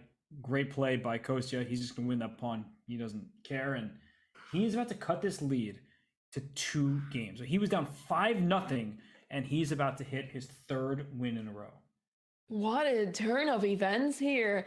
I mean, 5-0 is 5-3 sounds different than 5-0. And it's more than that because Kostya is the one that is going to be on a streak of 3 games now. So that might change the pace of the match, actually. Yes, and James is doing his best he can. He just wants to trade rooks on f2, take on e4, say, I'm going to just cause your problems with these pawns. And instead, knight d3. Great move by Kostya. There was no threat. G1 is covered, G2 can't be accessed, G3 is covered, so to bring the knight into the game, and now f2 really is falling. Indeed, and yeah, he's still trying to go for some tricks, but now the f2 pawn is simply falling, and you have no more resources left. And now the queens are off the board, and this will be very difficult to mess up. Yeah, knight's going to e4, d6, rook f7, take b7. Yeah, this is just as easy as it gets from Kostya's perspective, and that's the final game of the 5+1. I am really, really surprised because James is such a great attacker. I think he just was like trying to take the really clever approach, and it backfired instantly. Right, both players have been making mistakes here and there, and as I am saying that, we see e3 on the board, and I would be really concerned about that pawn. It's actually really easy to mess up at this point because now that the king is forced to go to the first rank, it's not so simple. Yeah, and actually right there at that moment, we saw that the evaluation was hovering towards this down because e2 could have been played. Very difficult move to find, but the point is h3 pawn is loose, the knight is under attack, and white's pieces are all in weird places. But that was very, very difficult to spot, so I don't blame the players. And as we get to the live position, the black king is entering, but unfortunately the white rook is covering, and that's that. That's that. There's no more tricks left for James, and rook d2 just traded off, and that's it. 5-3. You can sense this entire match shifting. You see Kostya, seems like he was breathing for the first time all match, and James can't get away from the computer screen soon enough. He's done with that game for sure. He was completely winning a few moves away from checkmate, and it went the other way, Anamaya. So now that we've seen what we've seen, 5-0, now 5-3, is James still the favorite in your opinion, or is Kostya, he's on the move? Do you feel like he might have a good chance himself? You would say that Kostya is having a comeback here, and it's really fair to say, but I still believe that James has the upper hand, and for the big reason that he is just playing so fast, so practical, and I really believe that as we move on to the shorter time controls, it will only benefit him even more. So I would say that James still has the upper hand, but I would not be surprised to see a comeback from Kostya because he's coming back. He's coming back. It's like he had to warm up. I buy that. The faster time controls should favor James Canty. We'll see soon after this break here at the IMSCC Speed Chess Championship.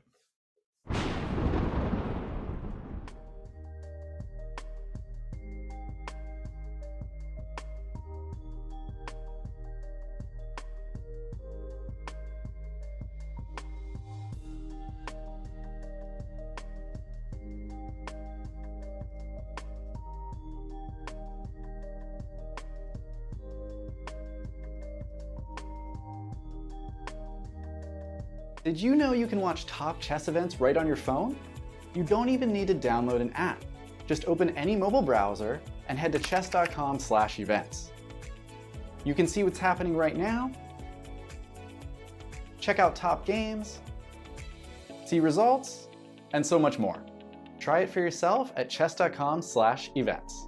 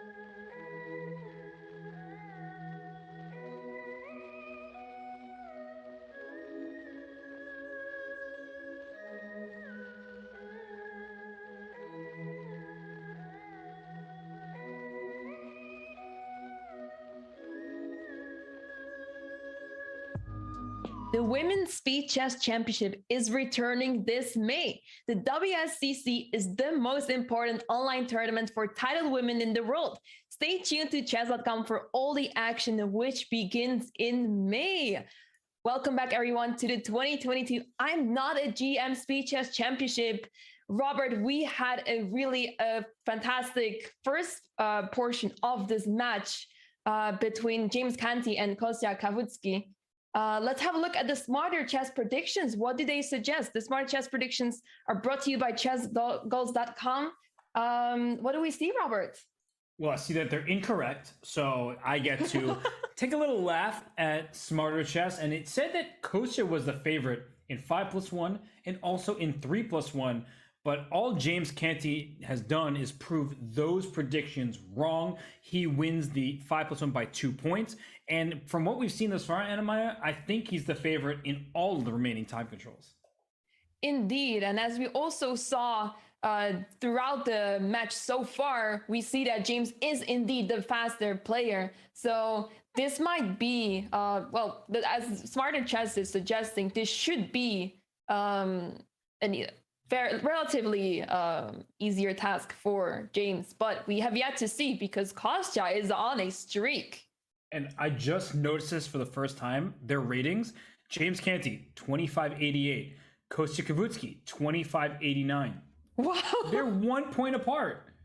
That's actually insane. I mean, they were not at the start that close to each other, but as the match has progressed, they are just 1 point apart. Who would have thought that would happen? Yeah, 1 point by rating, 2 point by match score. And we've seen this before. And James playing A3. He wants to eventually play B4 to protect the pawn. And look at that, knight E4, opening up that bishop on the long diagonal. To my eyes, this looks really good for black. Indeed, we saw this position earlier as well, and it seems like, I mean, Kostya is getting those good positions from the opening.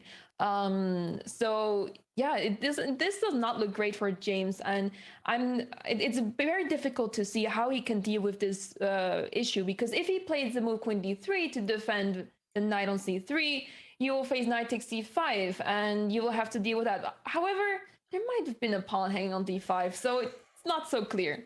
Wow, and I'm taking on C3 right now, triple stacking your pawns, and then playing E5, which forces you to take my knight on C6. And after E5, knight C6, BC6, oh gosh, black has a beautiful pawn structure, and these pawns are falling one by one. Oh, this is exactly what you want to have with the black pieces. You have everything you want. You have the better pawn structure, you have the center, you have the bishops. I mean, the bishop on c8 is not developed yet, but soon it will, and it will be on a very nice square. For example, bishop f5 could be a move to be considered later on, but this is exactly what you want, and there's very little counterplay here for white. Which one do I take? Take c5 first. You can even play e4 to open up this bishop, and c4 by James. I think all things considered, that's a good decision. You need to hurt black's pawn structure, but you can just take that pawn, bring the bishop to e6 later. Black is going to be up a pawn for the foreseeable future. Indeed, and also the development is going to happen very smoothly. White will also be able to develop, but as you can see, the bishop on g3 is not very comfortable. It's just pretty stuck there, not able to do much. And you have no opportunities to even free up the bishop, so that will make it very difficult for white. And you called for bishop f5. Now it's even stronger because bishop d3, once we put a rook on d8, will try to secure a passed pawn. If you ever take that bishop, the c4 pawn, doubled and isolated, will become undoubled and passed. So bishop d3 right now, thank you very much. And then e4 and then c3. Oh gosh. Yeah, and what is really impressive so far is the time management of Kostya. He is up on the clock.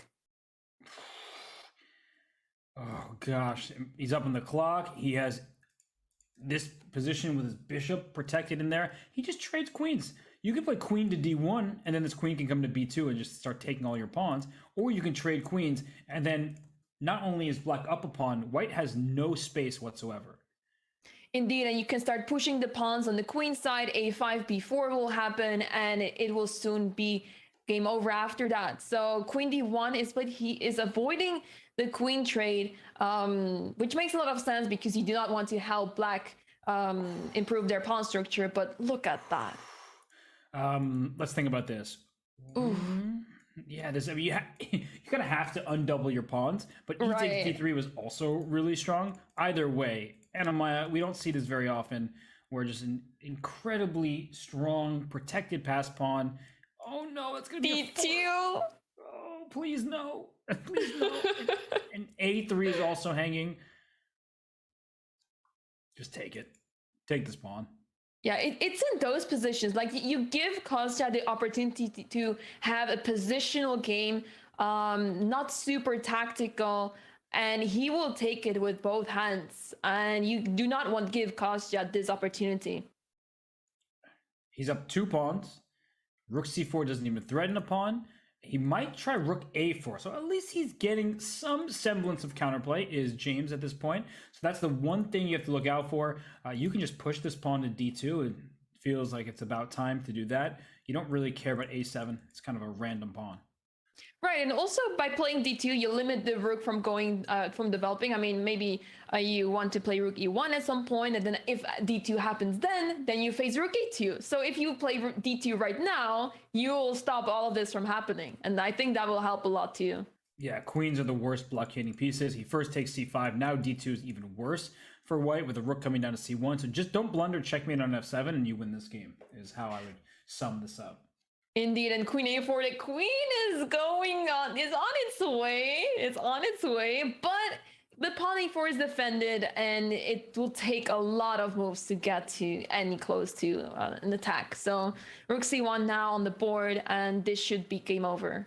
Yeah, just trying to trade rooks so you can push your pawn, but the queen will come to a2, so that's James's one hope. Let's see if Kostya blunders checkmate. He will not. And so you can successfully start pushing the pawns. Or, I love that decision by Kostya. Wow. Queen c5. Queen can come to a2. Sure, good for you. This queen can always just defend and even go to d5. Oh, that scared me for a second, but it's a check. Yeah, right? It's like, queen doesn't defend f7. He now goes to f7, and here it goes. Right, yeah, it's d5 and f5 were both good, and you could just mouse click the wrong move. Oh, gotta be careful. And he is. King to g8. Every single one of black's pieces except for this rook on e8 are defended, and d2, d1 is the immediate threat.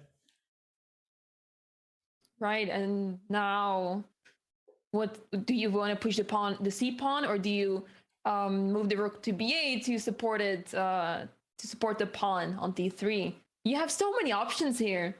Yeah, and this king is just going to get checkmated, right? You can have fun on g3, but you're not going to survive that much longer. Right. Yeah, part of me was getting worried about the king entering on f6 or h6, but okay, since the queen is on d5, that's not going to happen.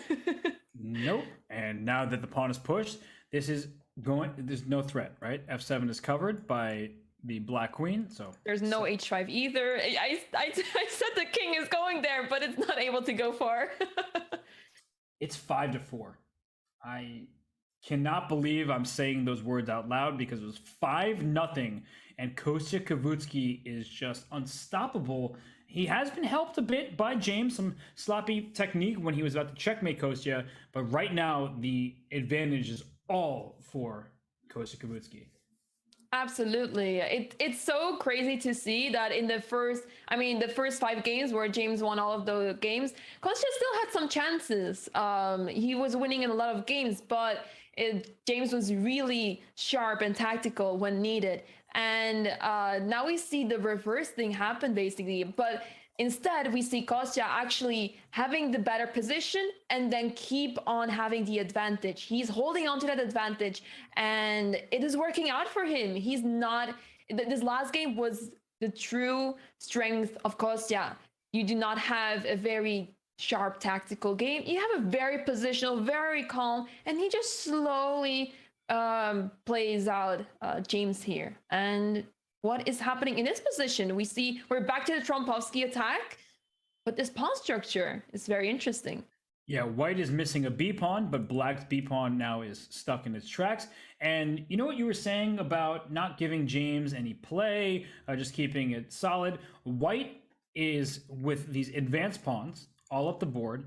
Black is very cramped, and he goes knight e2, which is not loved by the engine. It also just looks kind of weird.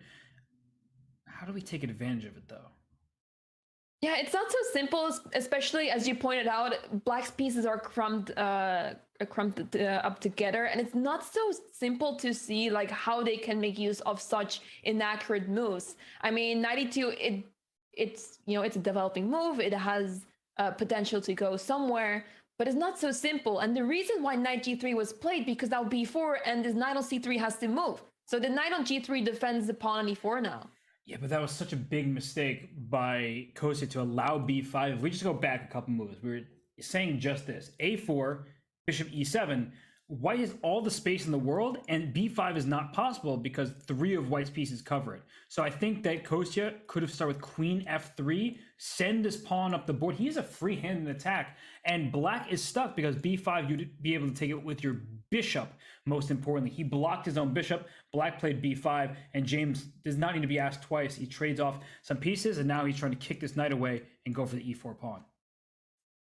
Right, and it's very impressive to see James pushing that pawn to b5 and play b4. One of the, I think was one of the very few ways making use of the fact that this knight went to e2. Very impressive played by James.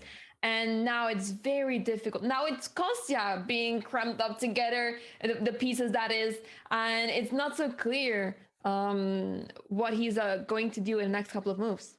And this bishop for black is great because there's a lot of open space, and he goes to g5.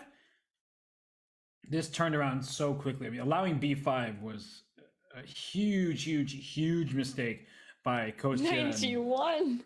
Hey, look at this position. What do you think about this? Party on the first rank. Black's not invited. I think it's a beautiful chess 960 setup.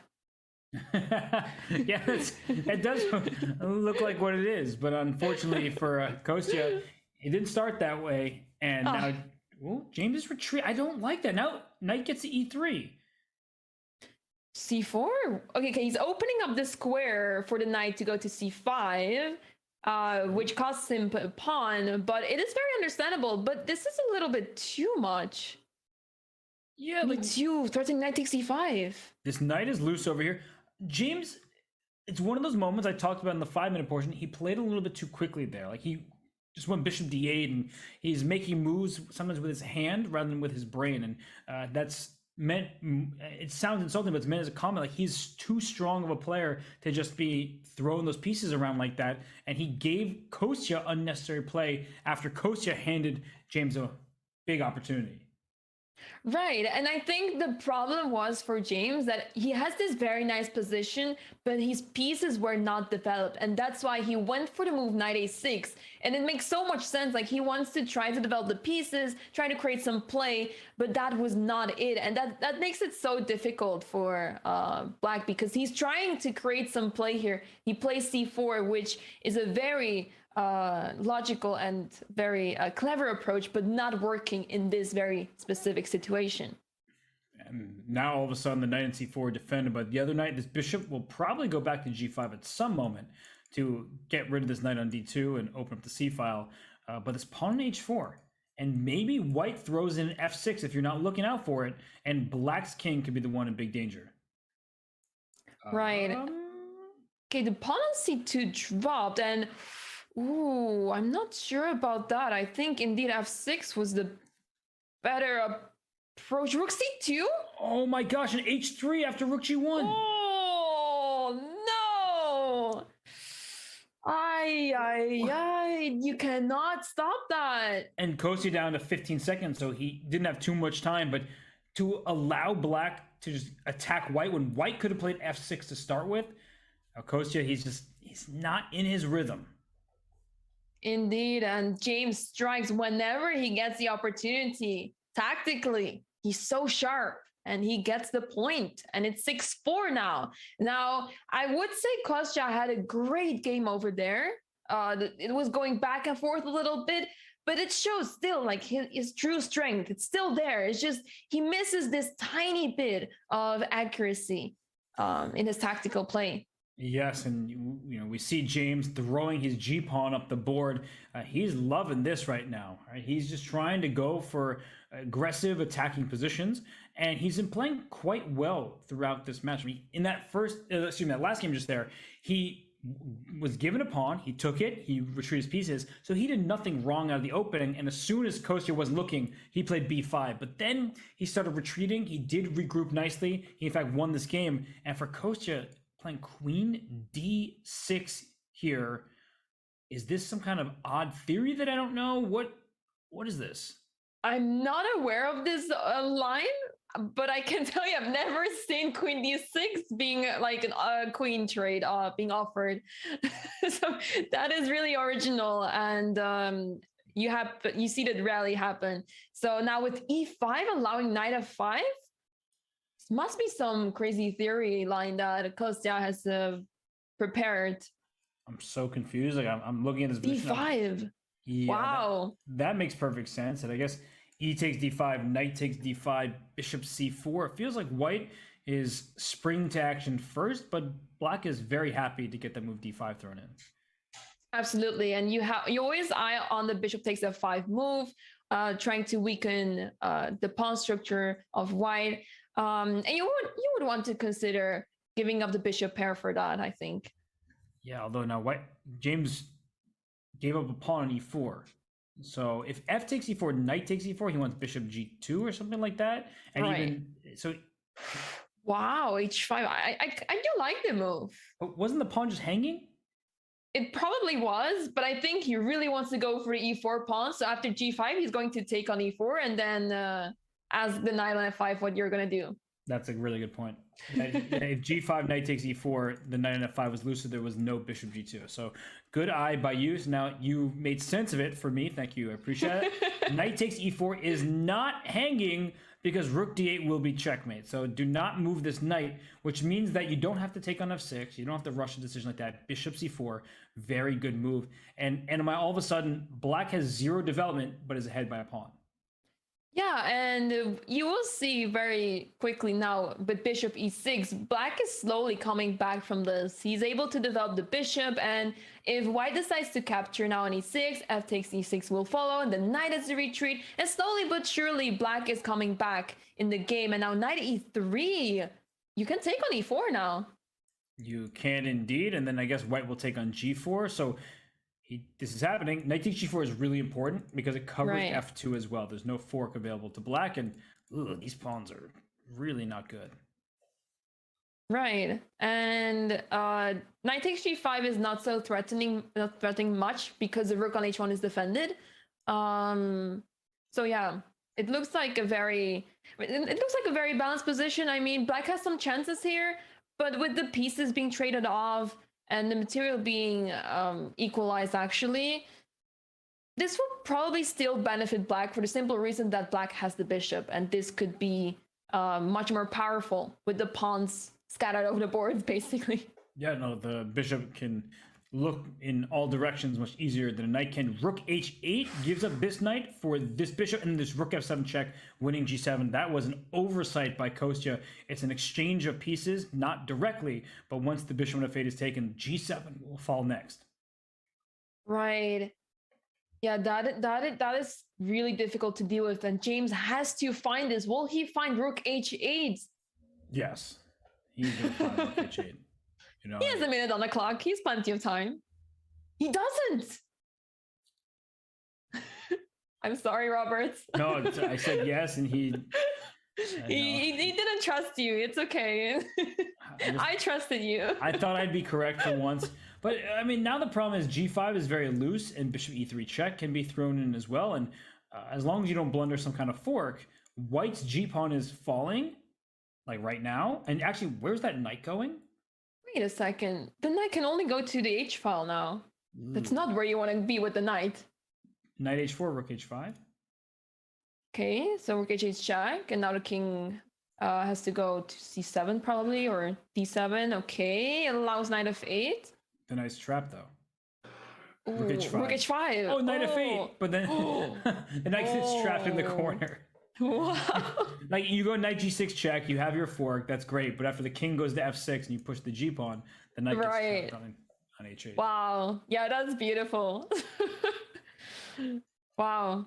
Oh, and g5 is a mistake maybe because rook b8 and then a skewer. Oh, wow. Good find, Robert. So I think, okay, he went knight f8, but I think Kostya was going to push his g pawn next move. Could have been possible, indeed. That knight is stuck, so feels like these are the next two moves. Yep, this should be a full point for Kostya. And once again, it really surprises me that Kostya is doing so much better on the clock in this time control, especially compared to the 5+1 portion. He was down on the clock by minutes. Yeah, no, it seemed like James every game was sprinting while Kostya was in a slow jog. But right now, Kostya had the clock. He's also ahead by a piece, and he's about to win this game. Right. Yeah, and he's just going to take the pawn a3. And it's very easy to convert this. I do want to see the king come closer though before something crazy happens. And James is pre-moving. Oh, bishop. Oh, okay. The pawn was already there, right? Yeah, James is just making moves. Oh, almost stalemate. Almost stalemate. Forcing the c5 pawn push. And it's a 1-point match once again. So will Kostya be able to tie it in this game? We see that James going back to a trusty King's Indian and Kostya going for the f3 and g4 lines. Yeah, it's insane to think of the fact that there used to be a 5-point difference in the match, and Kostya narrowed it down to 1 point. And not just that, he is showing in this portion of the match that he is capable of turning this around. He's definitely in good shape now. He's still missing some tactics here, but he's definitely doing much better than in the 5+1 portion of the match. And I have to say that in this game, James is doing much better than some of the previous games where he's kind of mixed ideas. Here, he's playing the King's Indian. He just decided to strike on the queen side with b5. If CB, AB, the A file opening can only be good news for black. And after E takes f5, if you take with a piece, there's going to be pawn to g4. And so that's why James is thinking right now, because he wants to make sure he doesn't make a big mistake. And oh. Spoke too soon there, because now g4. You should be concerned about g4, and the knight has to retreat. And okay, goes for knight g3. That works as well. Unfortunately for black in these positions, b takes c4 doesn't really lead to an attack, especially because your entire queen side is not developed. The e4 square is white's for taking. You can throw this pawn up the board, and white is up a pawn right now. Right, and white has a lot of opportunities to attack on the king side too. As soon as white gets the opportunity, white will push those pawns on the king side, and I do not see where black's attack is. Yeah, no, I I'm struggling to see that. And the bishop on g7 in typical King's Indian fashion, if you don't let it out, it's a pretty weak piece. It defends your king, but it's not active. And all right, I like what James is doing, trying to go for a4. If this bishop goes to f5, still doesn't threaten anything. So he's trying just to push this pawn up the board. Okay, James is coming back. Yeah, he's got some squares to work with here. Yeah, I was about to say, the eval is saying +4, but as long as you do not have this +4 material difference or a clear attack or checkmate going on, you cannot rely on this number, because as you can see on the board, we see that James is coming back and has a lot of threats going on. I think knight takes b. Right? Knight b2. Knight b2. No matter how you take it, knight c4 is happening. You can pre-move knight c4. Yeah, you can. It's a bit of a... Okay, still good, but wrong move order. Queen wrong b3, move order, and that will hurt his chances a bit. Oh, he takes on b2. Wow. Wow. So bishop a6, and then knight takes d1. Knight takes d1. White has 3 minor pieces for a queen and a pawn? Am I doing the math right? No, it's not. It's just 3 minor pieces for a queen. Right. Yeah, you're right. And I would rather be on. Okay, after. I wouldn't be so sure which side to pick. Just for the fact that you have more pieces on the board, I would take with the white pieces. You have knight e6 coming up very soon. The pawn structure is just fine. But the one thing I'm worried about for white is the king. If the king was safe, I think white would have been much better here. But because white's king is so vulnerable, I think that's why black is having a small edge here. And that's how we have to evaluate imbalances, right? 3 minor pieces, that's about 9 points. A queen is 9. So technically it's even by a point value. However, black's king is way safer than white's king, and that's why I agree with Enemai's assessment. And there was a blunder. Rook to e1 was a mistake, and I imagine that the queen coming to b3 is about to be lights out. Right, and Kostya tries with bishop b5. What is the follow-up here? Wow, okay. Somehow you can't break down white's... Oh, c6 takes and rook f5. d5. Oh, rook f5. Or d5 maybe as well. I don't know. All of these moves look really good, but I'm just trying to break Right. down White's read. Maybe it is d5. Right. Step one. There you go. Yep. And you can see James, like if you see him on camera there, he's like head right next to the laptop. He plays d5. Okay, maybe it was slightly worse than rook f5, but still a great position. If this knight takes, you lose the bishop on b5. If this knight moves, you lose the knight on c3. I don't see how White holds on here. Yeah, exactly. It's not so simple here for both sides, I would say, because I mean, how do you deal with this position with the white pieces? All your pieces are loose. Both knights are like defending each other, but now you have problems with one of the knights. And this one knight is defending the bishop on b5. It's like everything is like tied together. And if one piece leaves this chain, it will like completely collapse. So now Kostya down to 70 seconds on the clock, and he plays bishop f4. Quite a resourceful move. Yeah, I think he wants rook f4, g takes, pawn takes here. Maybe king c2 and the bishop c3, bishop c4 check. You can throw that move in before, and he's going for it. So if you take c3 thinking you're winning the bishop, you are not, and that could be a big mistake. Uh-oh. Bishop c4 check. Okay. Kostya fighting here. That's a dangerous pass pawn. Yeah, indeed. Rook. Okay, maybe you can probably play rook d1 and prepare rook d7, but he goes bishop d5. Why would you walk into a pin? King b4, maybe? He's trying to fork the king and the rook, but queen d3 and queen c3. No, that's queen d2, queen right, c3. That was a blunder on the spot there. And is that a sign of things to come, Anamaya? That was a bullet type of time scramble, and Kostya didn't look very confident there. Indeed. And it looked very difficult already for Kostya for the simple reason that James had so many attacking chances, and the pieces were so tight together, it just takes so little to fall apart there. Right. And look at Kostya trying to trade queens. We saw this opening variation, the Alpin variation, the Sicilian. And if the queens get traded, we talked about this exact idea. The e5 pawn can become a quick target. Indeed. Now plays queen b3, preparing rook d1. Very logical move. And yeah, with bishop d5, I kind of like Black's position here. I feel like Black has developed really well. The one thing I'm concerned about is the knight on b4. Is if it's not able to do much over there, it's gonna face a3, and then you have to retreat, which is why bishop c6 happened, so you can put the knight back to d5.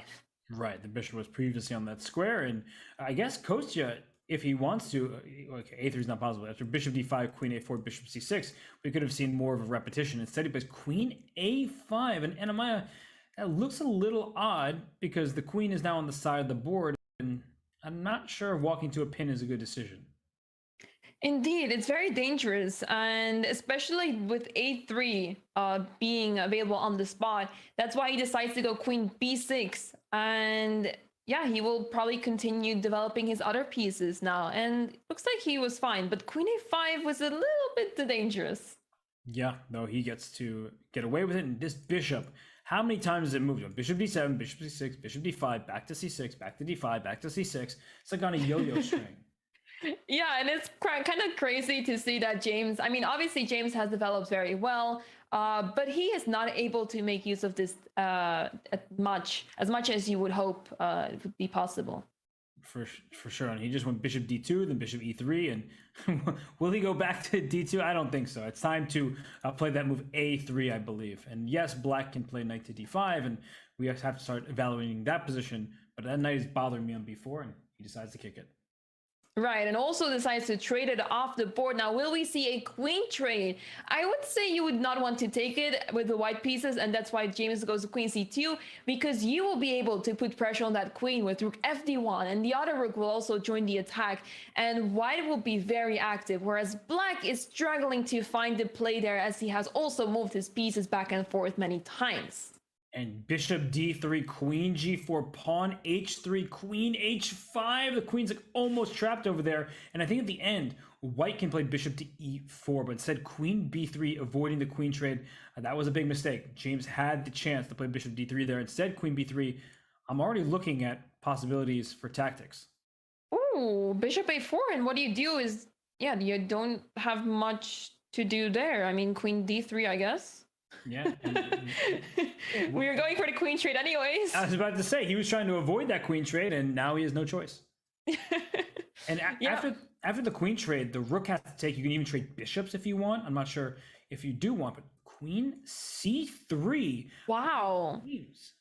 He's sacrificing the exchange, and for the simple reason that this king is not able to castle. This knight on d7 is only defended by the king, which is why queen c7 is played now. And what is the follow-up of white? Maybe we got to keep attacking the knight somehow. Queen d4. There. Queen b3, bishop b5 threatening.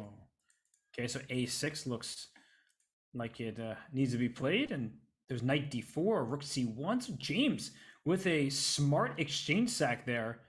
I'm liking this from him. Me too. He does not care about material. He will get it back. He's confident about his chances. And I definitely believe him here because the queen is in trouble. Where does the queen go? And b7 is loose. So you go queen e4. Maybe I sack my bishop on e6. I mean, that looks like it's available to white. The king's in the center. So that means that we can give up material to hunt down the king. Right, and we are after bishop takes e6. You're not gonna see castle happen anytime soon after pawn takes and knight takes. Yeah, and there's knight c7 4, knight takes g7. You know that James is thinking about this. He loves to go for the attack. This is his type of position right now. Indeed, and now James is down to 55 seconds. It is very interesting. Oh, he goes for bishop takes e6. Beautiful move. What a find. And here he comes. He's going to bring that knight into e6. And how is black going to survive this position? There's a fork on c7. Knight takes g7. If the queen moves from e4, down goes b7. The rook on d1 hits the knight here. Oh my gosh, I do not envy Kostya's task. Indeed, and it's very unpleasant here for Kostya. And what I was going to say is that it's very interesting to see that the players are rarely going into time scrambles. It feels like they have more time than they had right now than they had in a 5+1 portion. Even more. Yeah, they are doing pretty decently on the clock, although right now Kostya probably will use most of his remaining clock. And what move can we even consider here? It's such a difficult position. Knight, bishop f4, knight c7? Yeah, bishop f4, bishop d4, you can choose. Do I want the rook or do I want the... I might want that pawn on g7. It's actually a more difficult question. And what a move! c5, what? Oh my gosh. I didn't see that coming. Hitting this, hitting... It's not possible to do anything with the white pieces. How did he see this? Kostya spent his time and he worked it out, and he's trying to keep a poker face right now. But he must be really excited after that find. He saw this miles away. Wow.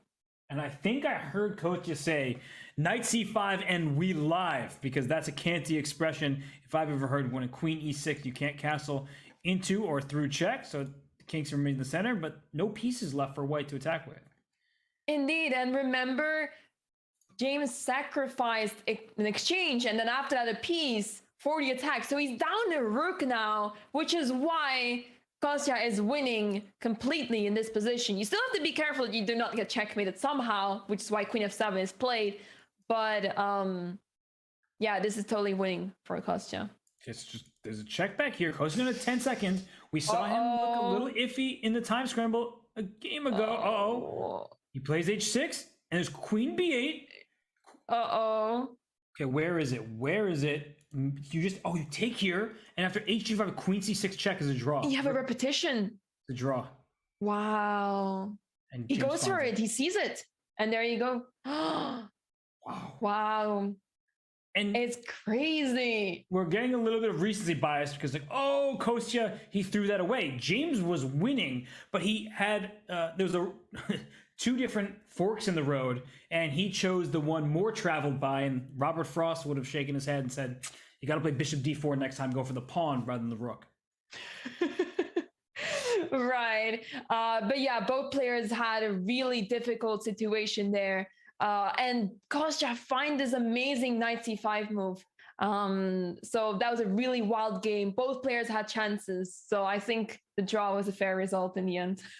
Yeah, no, that was a back and forth game. And Canty sending his A pawn. I've seen A6, B5 out of him. Instead, we see the pawn go all the way to A4. That could become a target in this game. It's not that easy to defend. You have to use many of your resources. Right. With the knight on c5, you would say, okay, we have another defender on that for that pawn on a4. But now with knight d3, Kostya is asking James the question, what are you going to do with the knight? And he might consider playing b6, although I'm not sure how much he would want to play that move, as it's weakening a lot of squares. Yeah, that knight can even go to b4 and try to venture into c6. I don't think that white minds the capture because that frees the d5 square. You can think about taking on c5, and I think a lot of players would think that's good for white because you double your opponent's pawns. I don't know if you want to open up the b. Okay, I'm already looking at knight b3 check. There might be a checkmate in this game if Kostya is not very careful. Indeed, I believe if you remove the knight from c3, you can actually call it a game over. Oh, let's show that. That's a beautiful sequence that Anamaya saw. Right, you see the eval bar dip. Anamaya saw it from a ways away, and the finishing touch is always beautiful. Check, check, and checkmate. And this is why you do your puzzle rushes. Yeah, it definitely helps in finding those moves. So instead we see the double pawns with the open b file and knight b5. This is a standard way to close down the file. Bishop takes, pawn takes. Now this pawn on b5 is hard to get to, and white has closed down the line.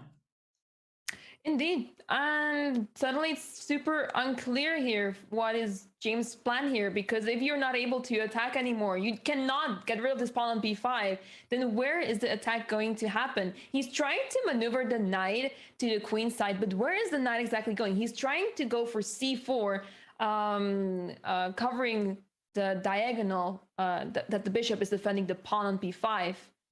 Right. But it's not working out because the queen is simply defending it now. And look at Kostya throwing his pawn up the h file. He can't really put more pressure. This pawn g5 is defended, so he's going to open the g file instead. But this could backfire. Black doesn't have to take the g pawn. Black could take with this e pawn, and then that bishop comes to life. Indeed, and now g4, and I don't think we're going to see anyone attack in this game, Robert. Hey, Anamaya, can you put your hand out? Because I'm going to shake it. Yeah, let's do it. Yeah. It's one of these moments, right, where we shake hands. The game should be a draw. Where are you going to make progress from? It's a completely locked up position, and they did. They did. They're not watching us, right? No, I don't know, but that's what you call a perfect call. Great timing there, Robert. And we see another Sicilian Alapin, bishop b5 check, and bishop back to e2. So James loves this variation, and well, we're going to see it time and time again. Right.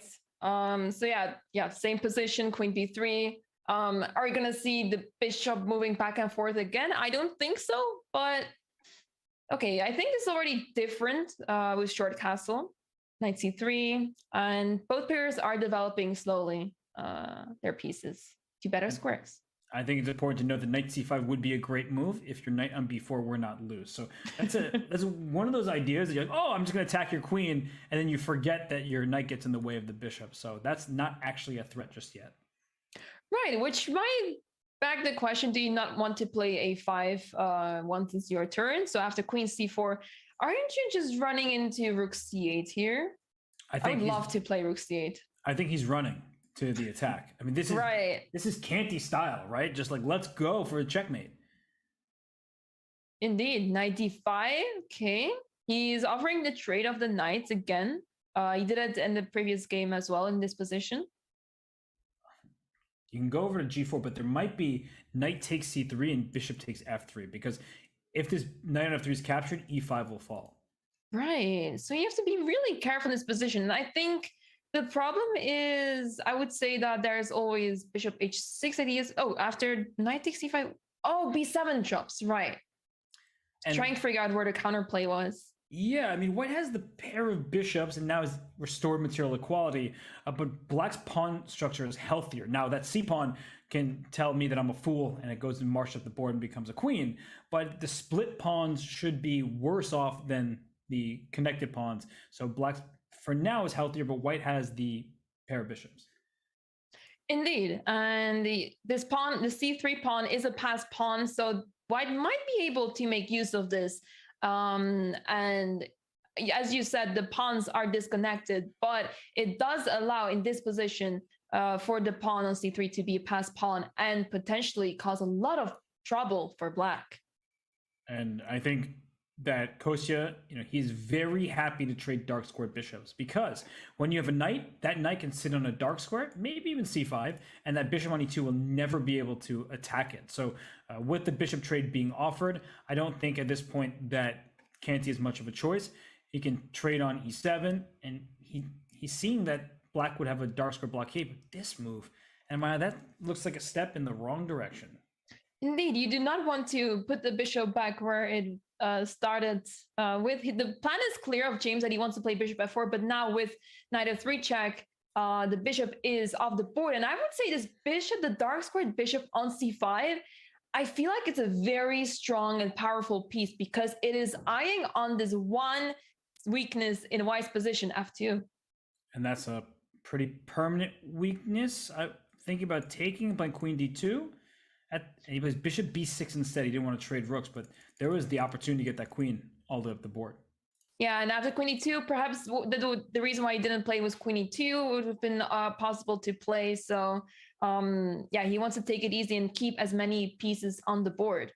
And from a strategic perspective, that's a great decision, because look at this. You can't dislodge my bishop from over here. The bishop on f3 is staring into the air. The bishop on b6 is staring at the pawn that Anamaya correctly pointed out. So if black can rook lift and bring the rooks in the game, maybe even a rook swing over to e5 or f5, it just feels like black is having all the fun. And so James is going to need to find a way to get out of this somehow. Indeed, and Kostya is simply improving his position, plays rook fd8, preparing rook d2, so that is an urgent problem you have to deal with. And I'm guessing you have to play rook to the second rank. Oh, this is not how you want to defend. Oh, and you know why? You can just take and then play bishop a5 at the end. Right. Oh, the tactics. He doesn't see it. He plays rook d2, but it's the same. I mean, it's a similar idea. You attack on f2 and just, yeah, devastating for white. So bishop f2, queen f2, and then you play take back 2, because now this queen's under attack. So you win white's queen, but you lose yours. So don't play bishop takes f2 right here, and that queen can just queen c2, and you put more pressure on f2, and it's impossible for white to defend. Queen d4 works too. What do you do after rook e3? Oh, okay. It goes king h1. I guess you just start taking more pawns. Right. Bring more pieces to the party. It's as simple as that. Somehow that was a mistake. Rook takes f2. You're taking a free pawn went from minus a million to minus a lot. So yeah, interesting. Perhaps because white will be able to play rook d1 and harmonize the pieces a bit more and try to annoy black a little bit. Mm-hmm. And with potential rook takes b6 ideas. True. If you lose sight of this rook on f2, then I'll sacrifice my rook, and that's why rook takes a2. You steal a pawn and make sure your rook is not in harm's way. Right. Rook d1, and do you want to take the pawn on c4 now? Is there any danger? He goes queen f4 instead, and the idea here is to play bishop c7 and snipe along the diagonal to go to h2. Yeah, it's not very nice, and I don't really see how white stops it, because queen e4, a queen trade.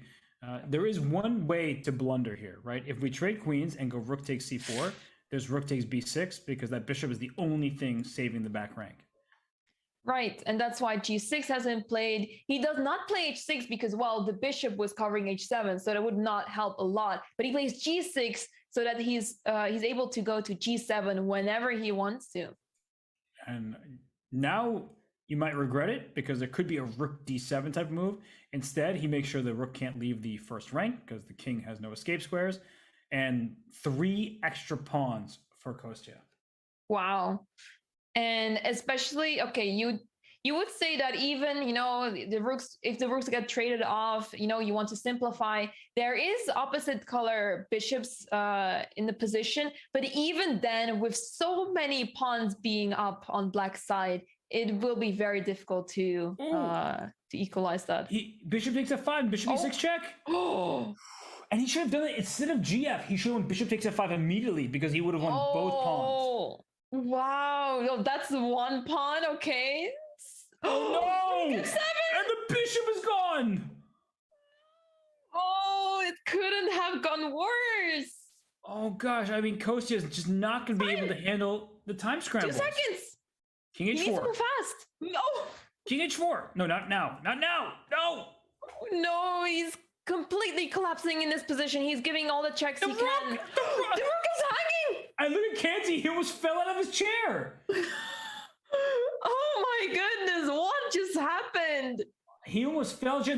There's time for one more game. I believe that there was like 2 or 3 seconds on the match clock when that game ended. So we'll get word from the team behind the scenes, but I'm pretty sure I saw a few seconds remain, and I think Kostya Kavutskiy should be very happy about that. Indeed, and we see another game happening. So it seems like we are having our last game in the 3+1 portion, but what a game, what a finish. Oh, James Canty turned that one around in just a split second. He was dead lost. He was down 3 pawns, and that's what happens when rooks are staring at each other, right? If there's a piece in between, you have to watch out for when that piece moves. And for James, he was able to steal some pawns in the process. So look at this. We're now 9-6, and Kostya is the white pieces. He's playing the white side of a King's Indian once again, and he is all the space on this board. Indeed, James is so resourceful. It's not over until it's over, especially for James.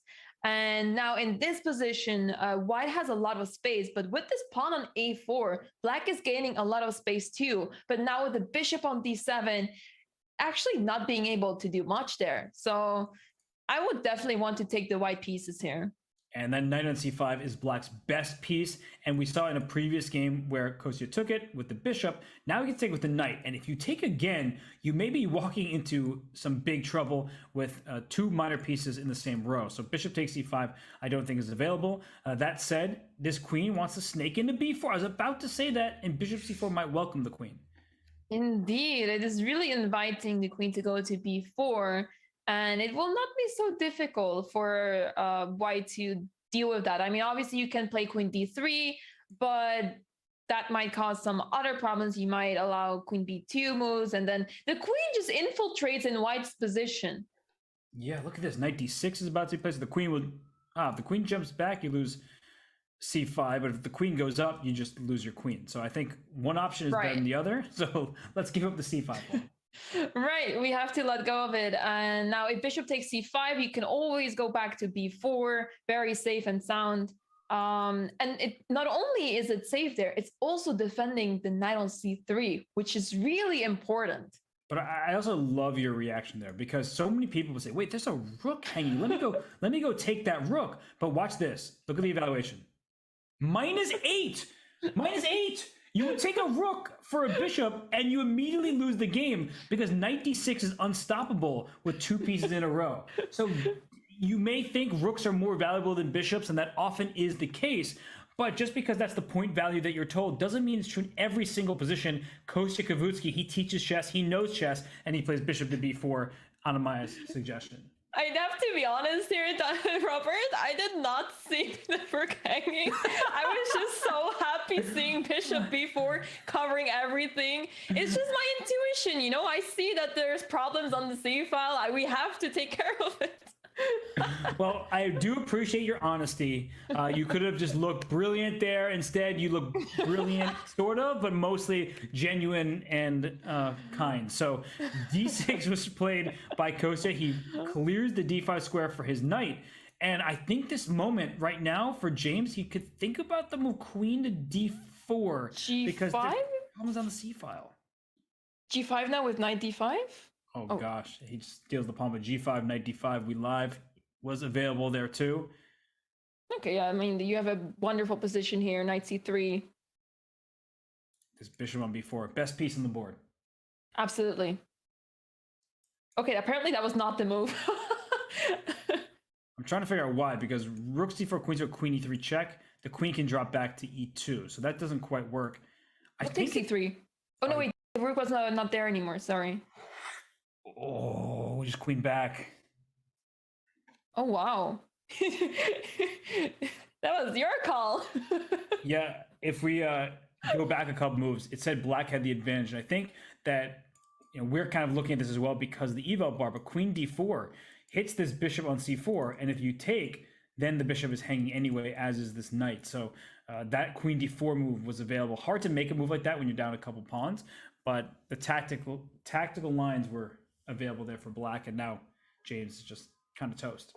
Yeah, and this sacrifice was unsound, and Kostya is dealing very well with this, making sure that this knight is not able to join the attack at all. And you might feel like black has still some chances because the king is in the center of white, and there's a lot of diagonals and files open, but black has no access to the king. Every door is closed. Right. That's a good point. And now white is about to go for black's king, 97.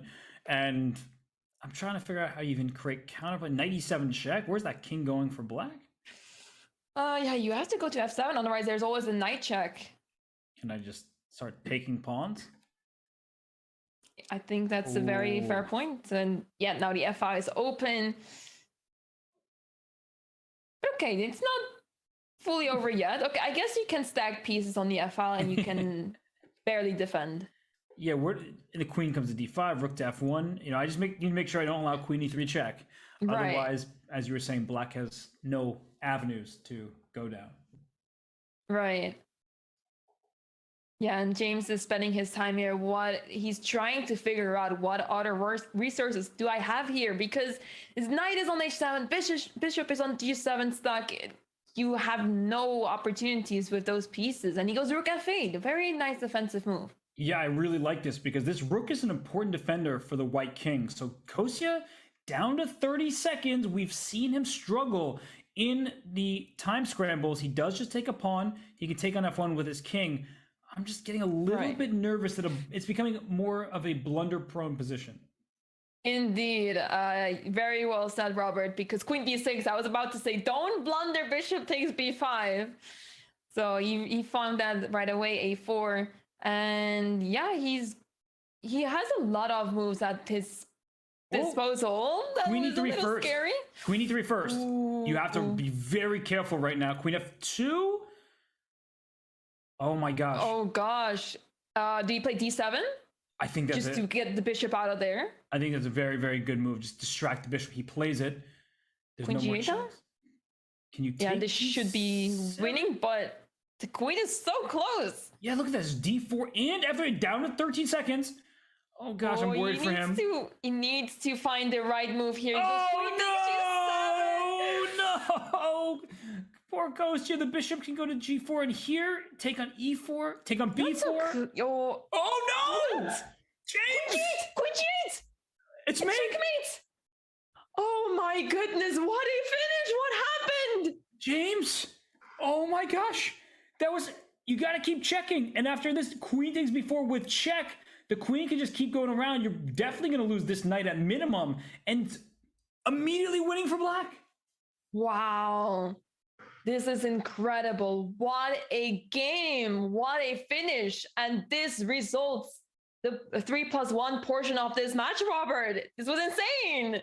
Oh gosh, the final couple moves after king b2, took on g6, and I understand that decision, but the mate happened right there. So Anamaya and I are really excited for this bullet portion. The players, they get their break now, a much-deserved break. I'm sure they're feeling all nervous and jittery, but for Kostya Kavutskiy, he's kept it within striking distance. For James Canty, he's proven to be the better player in the scramble. So Anamaya, any quick thoughts before we head to break with the players?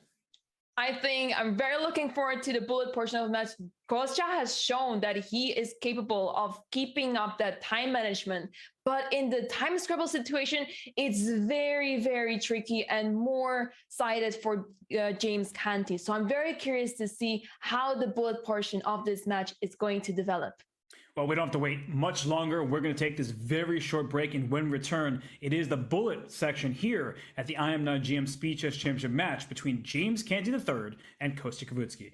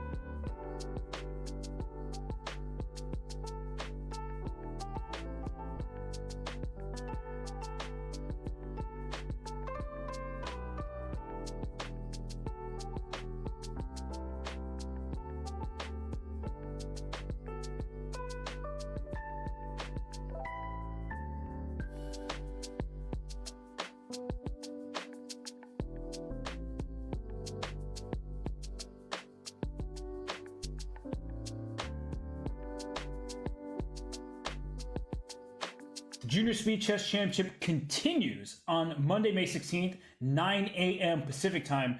Arjun Erigaisi, perhaps underseeded at the 7, and Mohammad Muradli, the upset king. He beat Raunik Sidwani in the most surprising matchup of the first round. So that matchup takes place on Monday for Wright in the semifinals to face Hans Niemann. But right here, right now, it is the I'm Not GM Speed Chess Championship and Smart Chess Stats by ChessGoals.com. And Amaya, 5-2 prediction in Canty's favor. Do you agree? I think it's a very fair prediction considering that James has shown his capabilities in the shorter time controls. Well, I mean, whenever it's a time scramble situation. So it's very fair to say that he has a lead here. He will have a lead here in the bullet portion, going into the bullet portion. But I'm very curious to see how Kostya is going to tackle this. How is he going to deal with this? Because he has been speeding up. He has shown in 3+1 Persian that he can play fast. But is he going to play better in the time scrambles? Let's find out. The game has started. And whoa, Kostya Kavutskiy playing knight c6, the Nimzovich on move 1. I thought he was a principled classical player training the next generation of talent, but instead he plays knight c6 on move 1 and gets a great position. This is not bad at all. And look at the speed. He is feeling confident and he has a very great position. This pawn on d3 might be a permanent problem for white. Yeah, so the good move by James. Going after the bishop, he can put this knight e4, g4 now with tempo against the bishop. And it's starting to look better and better for Canty all of a sudden. Indeed, knight goes to e4. And now the queen has to retreat. And white is able to play g5 sooner or later. Okay, goes for knight c5 instead. Yeah, those pawns can go up the board over here, and bishop on g2, that's such a strong piece. Oh, I didn't like that to take this bishop. Take that piece. Oh, I thought he should definitely sack the exchange. Right, and the bishop looks very good on d5, but what is the follow-up? I guess he wants to push those pawns on the king side and start an attack there, but black should have some resources here. Knight d4 is one of them. Yeah, there's c6 to follow, kick that bishop out, and you can take this knight. I think people are afraid of opposite colored bishops, but the bishop on g7 doesn't have the brightest future, at least not one that I can see. So bishop takes d4 was available. Instead, he's just going for the attack. Indeed, and the h file is very vulnerable now. Bishop h6. You do not want to trade those bishops when you're playing with the black pieces, which is why Kostya is avoiding it as much as possible. Bishop h8. At some point, bishop f8 might be a winning move. If you double your rooks, you need to clear the h-file, and bishop f8 will be the way to do so. But you don't have all the time in the world. It's not like Kostya is going to sit around and do nothing, but he actually is sitting around and did nothing for a while before playing queen e6. Right, and queen g3, and yeah, Kostya has 20 seconds left on the clock, and this goes to show, like, we have arrived in... Is there about to be b8, and you don't have an attack with the white pieces. Bishop f8, king takes f8, and your king just runs away. And black has the upper hand now. Do we want to... Okay, maybe you don't... Do you want to sacrifice on b2? Okay, he takes it easy. Maybe there was rook takes b2. Yeah, rook takes b2 looked very interesting, and there's a huge attack there. But if bishop f8 doesn't work, then black has no problems. Although, what is happening here? I think rook takes b2 was really like... It was like the position was asking for, like, please do it. And now bishop f8 is possible because e5 is hanging. Everything's hanging, and he takes an e5 now. Oh, he walked the king into a pin first. That was really clever. You can't play c5 because the rook drops on b7. Oh, and if you're Kostya, you can consider resigning. You want to save the time for the remaining part of the match, and well spotted by James Canty. Wow. That was a very sharp and tactical game, and it goes to show James is better in those positions. However, Kostya had one opportunity. Rook takes b2 looked really interesting. Let's see how he's going to do in the next game. And I think that there's a blessing and curse situation in this match, is that James is much more willing to sacrifice material, and sometimes incorrectly. Kostya not always willing to sacrifice material, even when he should. Like when that bishop went to d5 early on, he could have just taken. That's a natural exchange sacrifice for a pawn in bullet. Instead, we see the queen a5 check in this game. And what's the material count? Extra pawn for white? This is looking really good for Kostya. Whoa, this queen looks very awkward on b6. Was there a way to trap the queen with perhaps a4? I was looking for that, right? a4 to protect the knight, and then try to play c5. That looked very good. He castles. You can hardly blame somebody for castling, but now black's pieces are getting out. Indeed, and rook f goes to d8, and now white is offering the queen trade, but James is denying it because the queen on c7 is trapped. Oh my gosh, is that queen actually trapped? I think you have to... Nope, that's not going to cover it. Rook d7? Rook d7! That's it? The queen doesn't have any squares, and you do not have any counterplay. I think he had to take on c6 with his bishop. That was the only way to extricate the queen from over there. Now the queen's just trapped. Wow. Knight b5 back. I think you have to try something like that. Right. And I would totally go for that. He resigns. Yeah. Makes a lot of sense. He needs to get more games if he wants to have a chance to win the match. And he's now down 4 points. James Canty winning the last couple of games here. And Knight c6 on move 1. I never knew it could be this good for black. Yeah, Kostya is proving the opening right. I mean, it looks very natural, very simple, and he gets those nice positions. The pieces are being developed, and it looks very logical. The bishop goes to f5 very soon, and it all makes sense. Yeah, somehow Canty not playing d4 and move 2 after knight c6 and giving black a ton of space. White's doing fine. There's nothing really major going on. Everything's defended, but black has great activity. Indeed. Now there's a lot of pressure on the d3 pawn, but as long as bishop f5 is not the knight on the e3 is covering that square on f5, so that's out of question for the time being. Ooh, you can't play g5. There will be the great pre-move by Canty, by the way. h6, g6 check, because that pawn really could not have moved. Otherwise, there'd be discovery. So knight h4, another excellent move by Canty, just trying to take over this position, go after the black king. Yeah, and we might see d4 happening soon. I don't think we mind so much opening up the diagonal and attacking those hanging pawns on e5 and f5. Yeah, you have a choice. Do you go d4? Do you play bishop h3 at some moment? Of course, your rook is under attack. He goes for the pawn directly, and great move, apparently. Oh, what a tactic! Check! And the rook is going to lose on e4. Woo! Take with check, and then e4 is falling, and there's rook f7 check to get this rook back, but king to g8 will hit the rook on f7. Wow, what a sequence of moves, and what a find by Kostya!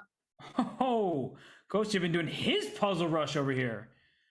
He is catching up. He's catching up. He's coming back, rook e2, and now James's task here, I think what he wants to do is try to drag down as much as time as he can from the match clock.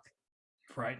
And, well, black can just start going for checkmates over here, and it's a full extra rook. Okay, white has a few pawns, sure, but it's an extra rook for black, and as you're saying, I think Canty, more than anything, he wants to burn that match clock. Exactly, and he is doing really well at that because he escaped from the edge of the board, and now his king is on g4, and I mean, obviously white is losing, but he's not getting checkmated anytime soon. Yeah, you can go for this pawn here, and look at this king. It's running away. The bishop is just covering all of those squares, making sure the king can escape. Rook f4. Where's a checkmate? Check. Rook g7. Rook f8, and then take his bishop. Okay, yeah, you can. Oh, no, wrong rook! No, the wrong rook! Okay, he just makes it... Yeah. Okay. And then he... don't stalemate. I don't think Kostya will king stalemate. of 6 and checkmate. Wow, but that, first of all, e4 was brilliant because you're walking into all sorts of problems with your king on h7, but he saw queen d1 check a mile away and he caught Canty off guard. It's insane. Kostya has been missing some of the tactics here and there, but some of the tactics he has seen 5 minutes ago, just like before the game even started, he saw them already. That was really something. Queen d1 check as not just a saving move, but a winning move. And now, with the white pieces, Kostya has great control over this d5 square, but in true Canty style, he's throwing his pawns up the board and going for some kingside pressure. Right, and knight is allowed to go to e4, so that is both very active and also very defensive because it defends some of the squares on the king side of the board. So yeah, this looks like a good position for white, actually. I don't see where black's attack is going to. Yeah, and giving up this bishop unopposed in the diagonal, maybe it was necessary, or so Canty felt, but it's clearly beneficial for white. And look at the ratings. I didn't even notice this. Canty at 26.99 and Kostya down at 25.07. So James, huge favorite in bullet. I think that's become clear over time. But Kostya, he's saying, I can compete. Indeed. And I really think this 1 second increment makes a difference because we all know 1+0, it can be very messy, but 1+1 still gives room to make the game somewhat clean. You still have some time to make the best out of it. And typically in 1+0, if you blunder, let's say a rook, you're still in the game. You can still flag your opponent. But here, that's very much less likely to happen. Right. And c5 by Kostya, because if you take on c5, the queen gets 2 rooks, and then also you get your queen back because the king was stuck in the corner. So queen e7, good move. c6 can be played. Now you have a protected pass pawn with your queen and your bishop. e2 is not an important pawn relative to the c pawn. Oh, what a queen d4. Oh, great find. King g8, bishop d5. Wow. And you cannot play rook f6 because the knight drops on h4. And if queen f6, I believe you're falling into c7, and then you're just winning. Yeah. Or bishop h3 first. Yeah, and black will have to go knight f5. So bishop e4 is fine because white's doing so well, but I just have the sense that things might go wrong. Yeah, right. Bishop h3 was really needed in that position to cut off the rook, but it's very understandable. He wants to centralize his pieces, and this knight is now able to go to f5. Oh no, I just have a sense that Kostya is losing the thread completely in this game. Okay, never mind, he took a pawn. I think he's still doing fine considering that black is not able to take this pawn on c6. It's just impossible. This pawn cannot move from d6. Maybe next move though. Yeah, he's trying to get the pawn, but okay, there you go. He's not going to push that pawn on d6. He's up 2 pawns though. It's just nothing really that black can do. Although James is doing a great job of fighting on. Now c6. That's not very ideal. It's still fine, but it allows black to do some scary stuff. Okay, rook d1 check now. Okay, you can't take next because there was rook c1, but the king hides on b6. Okay, king g. Oh, rook he takes 7, but then there's be c7 check. So king g4 right, and c7. Ooh, you're still checkmating 2 threats. Gotta be careful. Oh my gosh, no, you queen because you cover f5. Oh, but that's so close. Wow. Oh, he freed he freed the king. Remember, there was a rook on over there on h6. Wow. But he could have promoted. The queen would have covered the f5 checkmate square, and now this is a completely winning game. Although Kostya had 5 seconds. Nah, right. Yeah, that was this almost is over. stalemate. Checkmate. Yeah, that was almost stalemate, but it's checkmate. And now we see it's a 2-point match on Amaya. Kostya, he's staying right there. He's very close, but will James let him get any closer?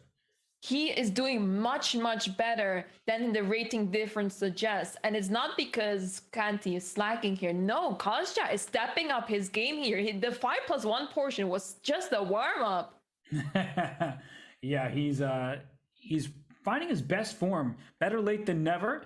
And oh gosh, the H file is open. It looks scary, but how does this queen get involved? Queen c1. No. Yeah, it allows knight g4, and now black is able to strike back. And bishop c4 is very resourceful. What do you do about the pawn on e6? Guess you just defend with queen d6? Yeah, you can bring the queen up just to defend one of these squares, and do not take on e3 thinking, oh, my opponent will take. No, bishop e6 comes to the check, and your king is running out of room because you have to block with the rook. So queen d6 played, and then knight b5? Well, yeah, you run into those knight moves. That's the problem. Oh, now queen e5? Yeah, that one wasn't correct. Queen e5 looks really good. Protecting, pinning, knight takes e3 about to happen. Knight takes f2 could happen, or rook takes f2 because the bishop is pinned. And after knight f3, you just take on b2. Or actually, the bishop takes e6 was still there. Yeah. Gotta be really precise here. Yeah, it's very easy to slip up in this position. So where is that queen going to d5? Bishop takes g6? I understand that this knight... Oh, gosh. Oh, simply knight takes c7. Don't mind if I do, says James Canty. And you could take this rook. Takes the bishop. He's probably going to take on b2, but his king has no pieces in front of it. Right, and you would want to take on b2 indeed, but it's not enough. White's king is so safe, but as I'm saying this, goes long castle, it runs into black's pieces, I would say. I think bishop c4 defends a2, puts pressure on e6, hits the queen all at once, and then e6 is falling. He goes this way. Knight a2, not scary to him. Just king b1. Yeah, that should be really promising. Bishop h7. Do you have time to prepare with knight g5? He goes knight g5. Oh, forcing that king to the h file. The rook should probably move somewhere. Right, but then bishop f7 might be a problem. Okay, rook f4 Where? is alive in the position for now. Both players in time scramble. Oh, that king's running. That king's getting away. That king is definitely running. e5. Ooh. And then 96 ideas. Bishop e4. Bishop e4? Oh.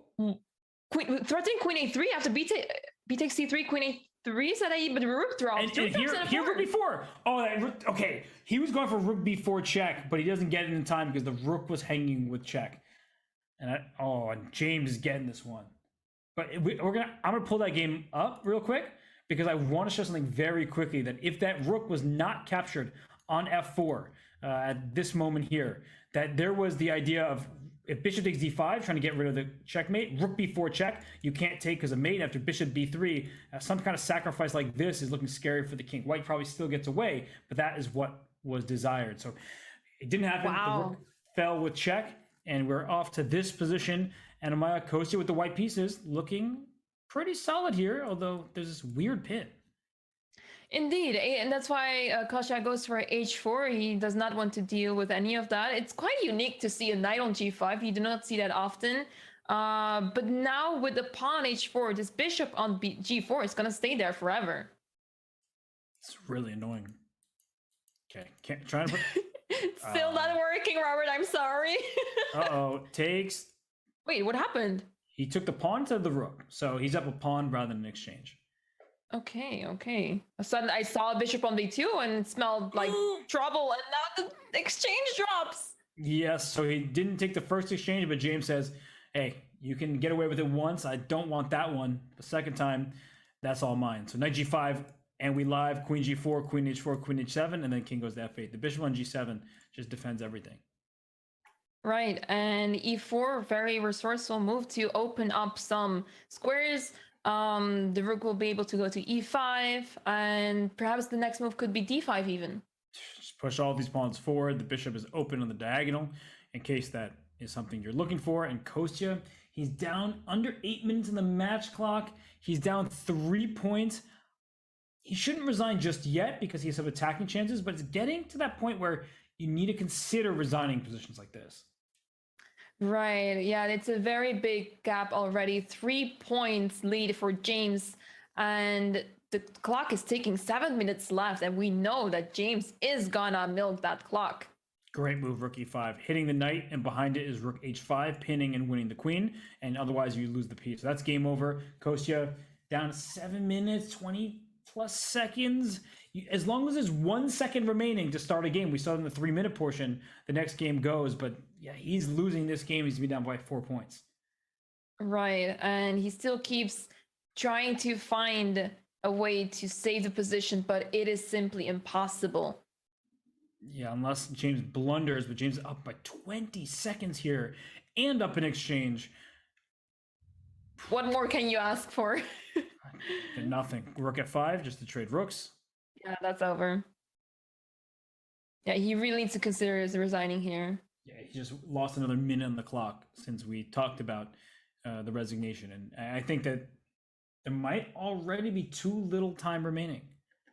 Yeah, 6 minutes left. That's not a lot. The time goes by really quickly, and especially because of the 1 second increment. That is gonna milk so much time off the match clock.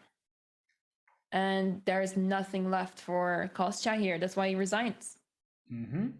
And so James Canty, he's about to clinch his spot in the next round of the IMSCC Speeches Championship. And Canty, he was really good last year against Levy Rosman. He didn't win that match, but he looked good. And Kostya, he's been a little bit playing too slowly in some moments, getting him some time trouble and not finding the knockout tactics when they're available to him. But now with the black pieces, this looks good, Anamaya. Indeed, this looks very good. We see this d takes c5 move very often played by James. Yeah, it looks like you would say that because white is able to put pressure on this pawn d5 and took the pawn on c5, white has a lot of play, but it's very difficult to figure out what to do on the king side because black's defense there is very solid. Right, and rook g1, semi-open line, but that's not leading to check. b4. b4. Wow. What is happening? Can queen b2 going for the pawn? I didn't even see that pawn hanging. I was like, what is that move? But that actually turns out to grab some material. Right, the king is escaping, but Kostya is getting a lot of play here now. What are you able to do here? To take on b4, and what's next? Yeah, you just trade queens and the bishop is lost. The only reason this was available is because the pawn pin and the knight is pinned. And uh-oh. Oh, yeah, this is getting really, really tricky. But James can still afford this. I mean, there's 4 minutes left on the match clock. He's up 4 points. He's in a very comfortable spot. And I can see him just sit back and be like, yep, I'm gonna make use of this 30 seconds to milk the match clock even more. Yeah, he's certainly sitting there and just, he knows he's going to lose the game. He doesn't really care about that. He cares about wasting as much time as possible. Absolutely. And fully in his right. So bishop e4, rook e5. And yeah, he's also trying to, you know, put some pressure on Kostya's position. But I don't see this going south for Kostya. However, rook takes c7, drops. And, yeah, g6 next. Rook h7, perhaps? Uh-oh. Okay, I guess the king went in the wrong direction for some reason, but... Rook g7! And take... Sorry, what were you saying, Anamaya, just before? I don't remember. Rook d6! Rook d6, you're gonna want a second rook! Oh my goodness. Yeah, no, this is painful. King e2 and rook e5 is checkmate. I guess... Rook d7. Okay, rook d6 always. Wait a second. This h pawn is getting dangerous. Still has a chance, although the rook will come. Bishop to e4. Oh, bishop a4 works. Rook d1, rook d2. You have a draw. But push that pawn. No, don't make a draw. You can't afford a draw. Yeah. And he had to try to do something there, but we did not expect this result.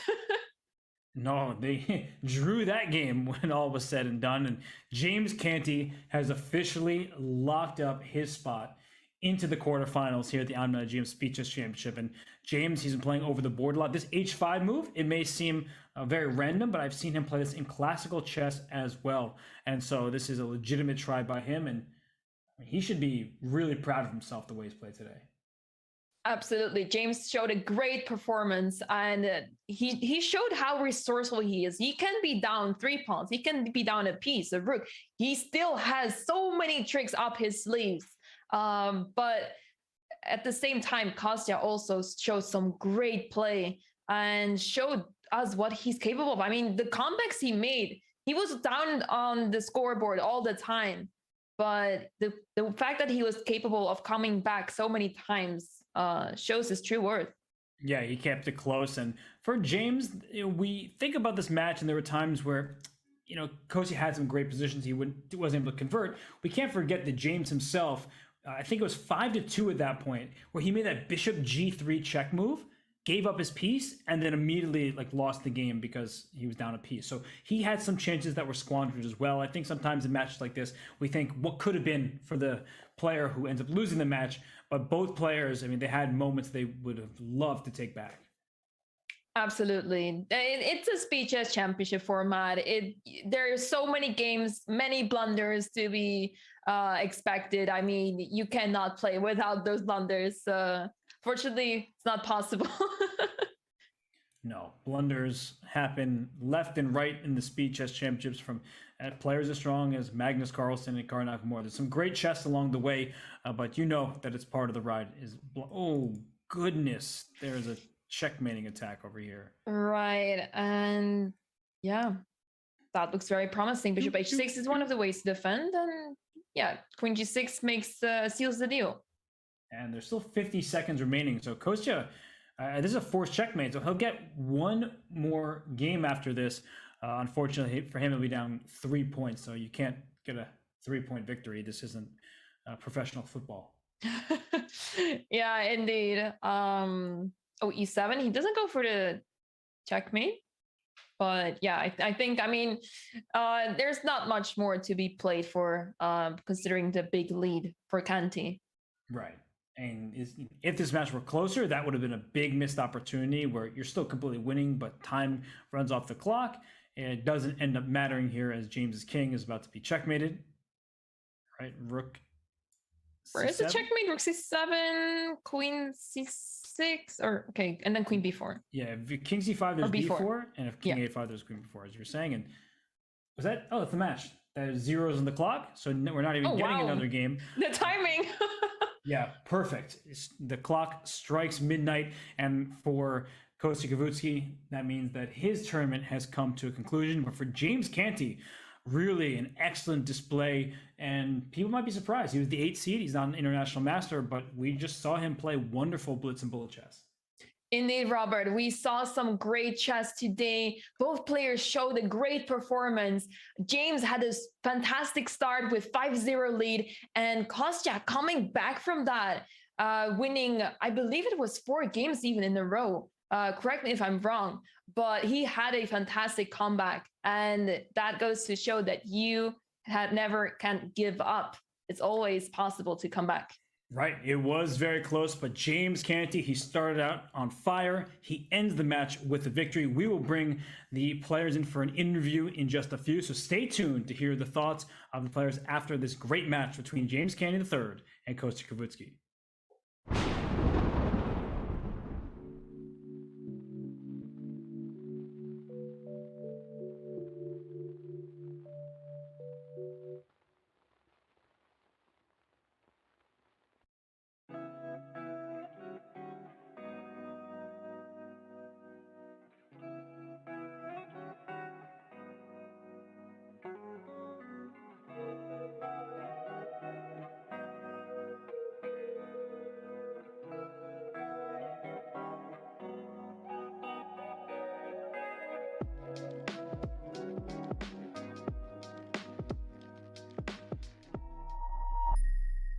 This is going to be a real-time breakdown of Danny Wrench's games all time on chess.com. That's cool. Oh! In the last month, I am playing 83.12. I'm less accurate than them in every stage. Yeah. Man, that stings a little You bit. should Okay. do the more game review. Okay. Yeah, thanks. Okay, so Tuesday sucks. I gotta stop playing chess on Tuesday. Oh, it's because it's Title Tuesday. Look how many blunders there were back in December 2020. And now December 2021, 1,600. Don't look at this number. look at this number. Best. Let's go to tactics. Mates.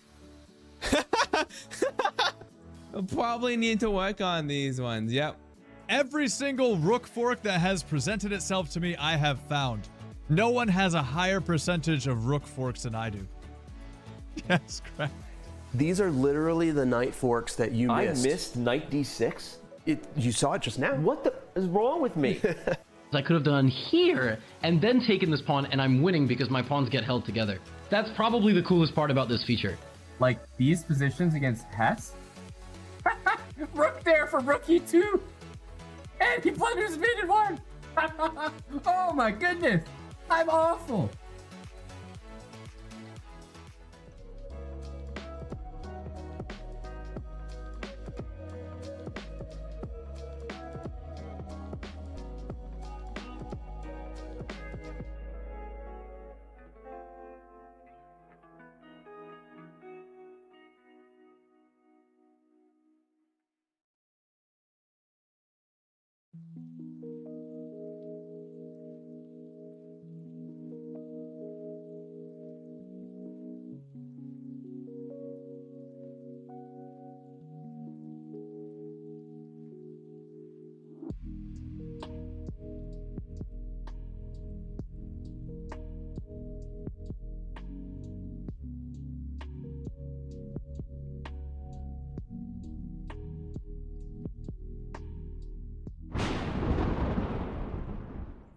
After an exciting match, we welcome in the players Kostya Kavutskiy and James Canty III.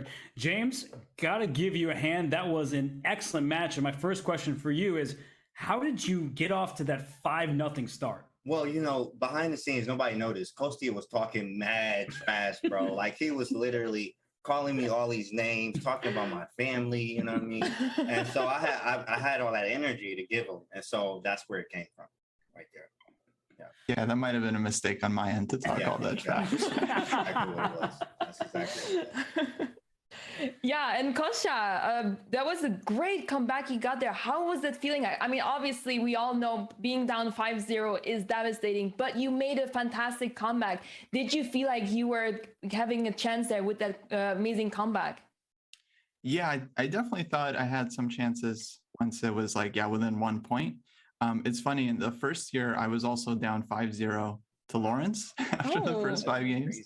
Then the next year, I was up 5-0 in my match. And so, someone's going to win the first 5 games. I mean, wow. Yeah, I don't know. I mean, I have to give full credit to James. I think he played better overall. Like, we both blundered a lot, I'm sure, but I feel like he blundered less. And I just think he was the more solid player. Yeah, James, on your end, there were moments where it felt like you were just playing as part of your match preparation to get Kostya in time trouble. So especially in the 5-minute portion, you had plenty of the time on the clock and you were making these quick decisions. Would you say that was a big part of your game plan?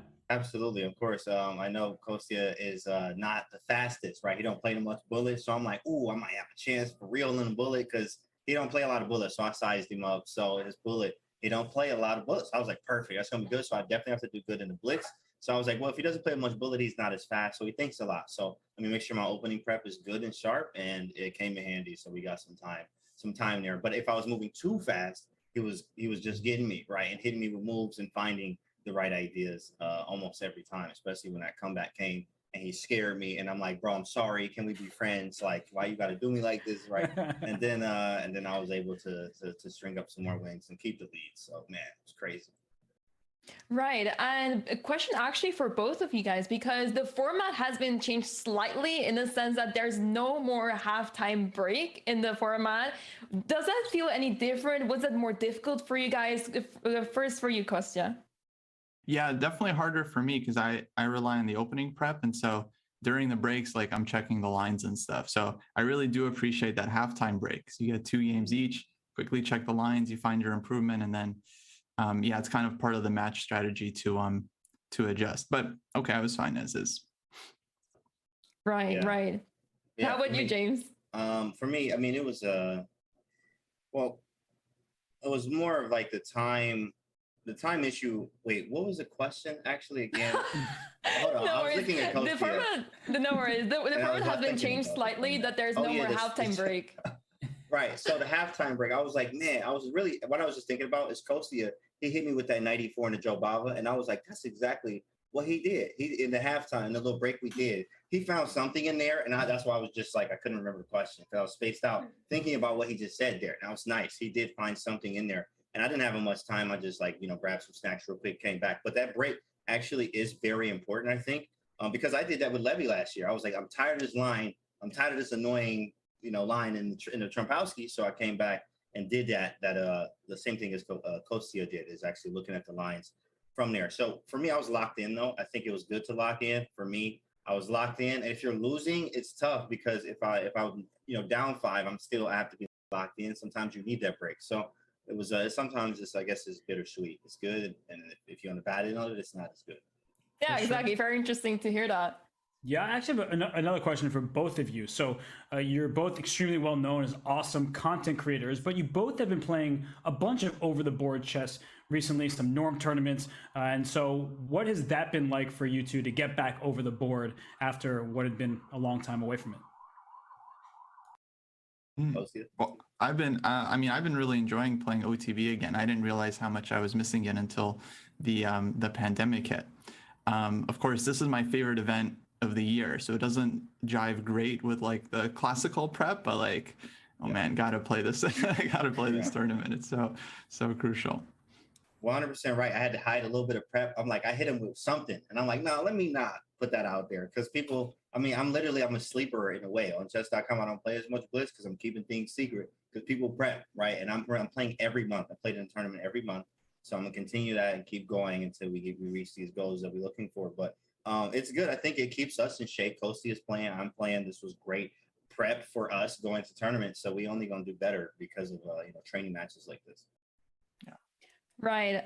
One more last question from me. James, congratulations once again. You're moving on to the next game in the next match in the bracket. You'll be playing against either Polina Shuvalova or David Perez. Who are you most looking forward to playing? Well, of course, the dojo, they coming out. I want to play the dojo because they out here swinging. They talking all this trash, talking about my life and talking about me every day, right? I'm sub to their channel and everything. And they be talking all this trash. So I definitely want to take on David. And of course, Polina, I'm not sure. I don't have any beef with her, but the saber will be out and ready if she approaches me, right? So that's just how Right. Yeah, we have yet to see that interaction. Yeah, you're sub to them, but you're not tier 3, are you? So I'm not tier 3. I'm not tier 3. Oh. Nah. I might not even do tier 3 now after that because it's just ridiculous. I'm tired of that.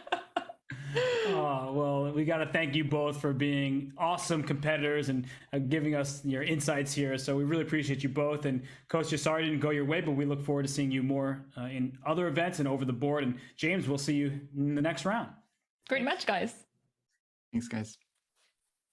And huge congratulations once more to James Canty III, GM Canty on Twitch. He is striving for that title, and make no mistake, he already is an incredibly gifted player. He works really hard on his craft, and you heard both of the players talking about it. They're studying all the time, playing in these OTB events, and James was the deserved winner today, Anamaya.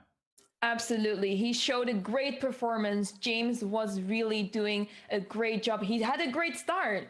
But what really impressed me today was the fact that Kostya was able to come back so well after being down 5-0. And apparently he is familiar with that situation. Yeah, that is an incredibly odd stat. That in 3 straight events, there's been a 5-0, either he's been trailing or he's been winning. That is extremely rare. And I actually wouldn't peg Kostya as being a streaky player. He has a great style. He's very pragmatic. He studies his opening deeply. He's written opening books. He's doing courses. So to see him go 0-5 or 5-0, I think that means that maybe he's not as well practiced in blitz chess because his channel these days is very educational, not as much focused on him playing blitz. Absolutely. You could tell that in the shorter time controls, it was more difficult for him, but he still showed his class. He was able to convert positions that he was winning. Obviously, he also had some losses that he shouldn't have lost, but all in all, he showed a great performance. He exceeded the expectations. I mean, who would have thought that he would be doing much better in the shorter time controls? Yeah, no, down 5-0. Most players, they're just, okay, this is over. James, you got me this time. I'm not even in the match, but he dug deep. He fought back, and it was a valiant effort. But once again, James Canty III, that is a move, and he moves on to the next round. We're excited to see him continue. And, these events are so fun, right? This is the IM, not a GM Speed Chess Championship. Yeah, many of these players are known for their contributions to chess, content, commentary, coursework, but they also are great players who love the game. And on a given day, we see these kind of upsets happen, at least according to classical FIDE rating. James Canty III, he's a beloved commentator. He's a fixture in chess.com. He's done Arena Kings, Title Tuesdays, you name it, he's there. And he was joking about Kostya trash talking him. Kostya, I don't think is trash like anybody. I can't really imagine that before a match, but either way, Kostya, he really did put up a great effort in the end. And James Canty, only one could move on, and it was him. Absolutely. And I'm really curious to see the next match up between Polina Shuvalova and David Perez. They will be facing each other on Wednesday, May 19th, 10 a.m. Pacific. Very looking forward to that matchup, and we will see who will be playing against James. That's right. So in just under a week, 6 days from now, we will see Paulina and David. They will fight for a spot to face off against James Canty. And, if we were worried about Kostya's time management and bullet skills, I don't think David plays any bullets. So that is the 1 seed versus the 16 seed. Those upsets happen only one time ever in the NCAA tournament. So it's a rarity. And I think that Paulina is the heavy favorite. But we'll save that for next week. And Amaya, I just got to thank you. You're an awesome co-commentator. And I don't know, any final thoughts before we send this one? Thank you so much, Robert. It was a pleasure commentating with you. We had so much fun. It was such an exciting match, and I'm really happy. I'm sad for Kostya that he lost the match, but James showed a great performance, and I'm just really happy about the fact that we had such an exciting match with crazy tactics, crazy positions. The time scrambles were there, and we had a lot of fun in a lot of ways during the games. For sure, we did. So for those of you who are fans of Kostya Kavutskiy, go give his channel a follow right now. Do the same for Canty, but you'll see more from him. The Chess Dojo live channel, they are great. It's Jesse Cry, Grandmaster, International Masters, Kostya Kavutskiy, and David Pruitt. So you will not want to miss their content, especially as they continue to put out more and more courses. But for now, we got to say goodbye. There's much more chess in front of you. Tomorrow is the Rapid Chess Championships happening every Saturday and Sunday. Tomorrow is the Swiss. Sunday is the Knockout. And you can see players like Hikaru Nakamura, Wesley So, and Fabiano Caruana, and many, many other top players take part. So we're going to say goodbye. It was a pleasure having you with us for this wonderful match. And until next time, this is the I Am Not GM Speed Chess Championship presented by Chess.com. See you next time.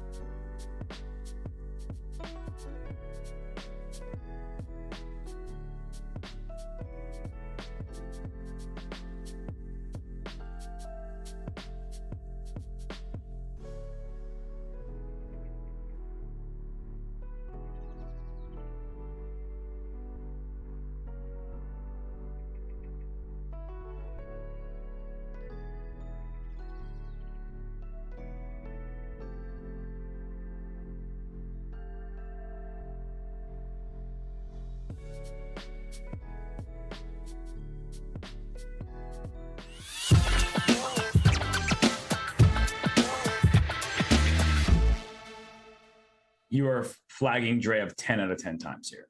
Right. And there it is. And there it is. Wow. Well, we just said the same exact thing. Did we just say the same exact... Did we just do Um, that 3 times? Seriously?